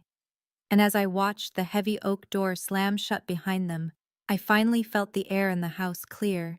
The smell of greed was gone, replaced by the clean scent of victory. I walked out onto the balcony, the cold wind whipping my hair around my face, but I did not feel the chill. From this vantage point, I could see the entire estate spread out below me like a map of my victory. But my eyes were drawn to the long, winding driveway where the final act of the tragedy was playing out. My parents and sister were walking toward the main gate, not in the luxury vehicles they had arrived in, but on foot, stumbling in their inappropriate shoes. Verna was struggling to walk in her stilettos on the gravel, her white suit now stained and rumpled. She looked like a broken doll, discarded and forgotten. Darnell was trailing behind her, his head down, his shoulders slumped under the weight of his failure. He had lost his swagger, his cigar, and his dignity. And Bianca, poor Bianca, was lagging far behind, clutching her arms around herself, shivering in her thin dress. She kept looking back at the house, hoping for a reprieve, hoping for a camera crew to jump out and say it was all a prank, but there were no cameras, just the silent judgment of the trees. As they reached the end of the driveway, they had to pass through the wrought iron gates and onto West Pace's Ferry Road. The neighborhood was waking up. Rich housewives were walking their poodles, landscapers were trimming hedges, and security patrols were making their rounds. They all stopped to watch the spectacle. I saw Mrs. Henderson from the estate next door pause mid-stride, her mouth falling open. She pointed openly, whispering to her husband. Darnell and Verna, the self-proclaimed king and queen of Black Buckhead, were being marched off their own property by the police, looking like vagrants. It was the ultimate humiliation. The social currency they had spent their lives hoarding was now worthless. Their reputation was not just tarnished, it was incinerated. I watched as Verna tried to hide her face, shielding herself from the stares, but there was nowhere to hide. She had spent years judging people for their appearance, for their lack of status, and now she was the one being judged. She was the one being pitied. It was a cruel irony, but it was also justice. A black Uber pulled up to the curb, summoned by Darnell on his phone, which, unlike Bianca S., had not been seized as evidence. They climbed inside, cramming into the back seat of a Toyota Camry, a far cry from the Cadillac they had lost. As the car pulled away, disappearing into the morning traffic, I felt a strange sensation in my chest. It was not joy, it was not sadness, it was release. The knot of anxiety that had lived in my stomach for 26 years finally unraveled. They were gone. They were really, truly gone. And they had taken their toxicity with them, leaving behind only the silence and the peace I had fought so hard to protect. I turned away from the driveway and looked back at the house. It stood tall and proud, bathed in the golden light of the rising sun. It was no longer a fortress under siege. It was a home. And for the first time in my life, it was mine completely and irrevocably. And mine. Judge Sterling joined me on the balcony, holding 2 glasses of orange juice. I accepted one, grateful for the coolness against my parched throat. He looked out at the empty driveway, a small smile playing on his lips. "You did good, Zola," he said, his voice warm and paternal. "Elijah would have been proud. He always said you had a spine of steel hidden under those cardigans. You just needed a reason to show it." I took a sip of the juice, the sweetness washing away the bitter taste of the morning.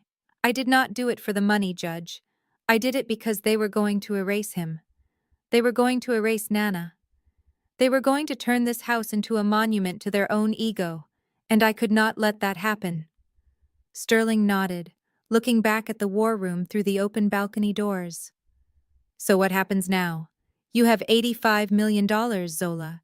You have a portfolio that could rival any developer in this city. What are you going to do with it? Buy a yacht? Move to Paris?" I laughed, a genuine sound that felt light and free. "No yachts," I said, looking out at the city skyline. "I am going to do what Nana and Big Papa would have wanted. I am going to turn this house into a foundation, the Rose and Elijah Washington Institute for Black History and Entrepreneurship. We are going to use the money to fund grants for young archivists, for historians, for small business owners in Cascade Heights who are trying to hold on to their homes. We are going to build a library right here in the house open to the public, so kids can come and see that their history is not just pain, it is power. Sterling looked at me, his eyes wide with surprise. That is ambitious, Zola. It is also incredibly generous. Most people would take the money and run. I am not most people, I said, turning to face him. I am a Washington. And Washingtons do not run. We build. I walked back into the library, leaving the balcony doors open to let the fresh air chase out the last of the stagnant smell. I looked at the empty wooden chair where Kyle had sat where he had tried to steal my future. It was just a chair now, powerless and ordinary. I looked at the desk cleared of the fraudulent papers ready for real work. I picked up the black book from the safe, not to use as a weapon, but to archive as history. It was a record of a time when survival meant leverage. But my survival would mean something else. It would mean legacy. I walked out of the war room and down the grand staircase. The sun was fully up now, flooding the foyer with light, illuminating the art on the walls, making the colors sing. I stopped at the front door and looked back one last time. The shadows were gone. The ghosts were at peace, and the house was waiting for its new purpose. I stepped out onto the porch and closed the heavy oak door behind me with a soft, definitive click. It was not the sound of an ending. It was the sound of a new chapter beginning. And as I walked down the steps into the bright morning sun, I finally smiled. Not a cold smile of revenge, but a warm smile of freedom. I was Zola Washington.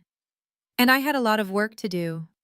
The most profound lesson from Zola's story is that silence should never be mistaken for weakness. While her family relied on loud intimidation and superficial status, Zola utilized her greatest weapon, information. She demonstrated that true power does not come from performative wealth, but from preparation, integrity, and the strategic use of knowledge. Her victory proves that those who build their lives on debt and deceit will eventually crumble when faced with the truth. Ultimately, preserving a legacy requires more than just inheriting money. It requires the character to protect the history and values that built it. Hit the like button if you believe in the power of truth over greed, and share your own story in the comments of a time you had to stand your ground against being underestimated.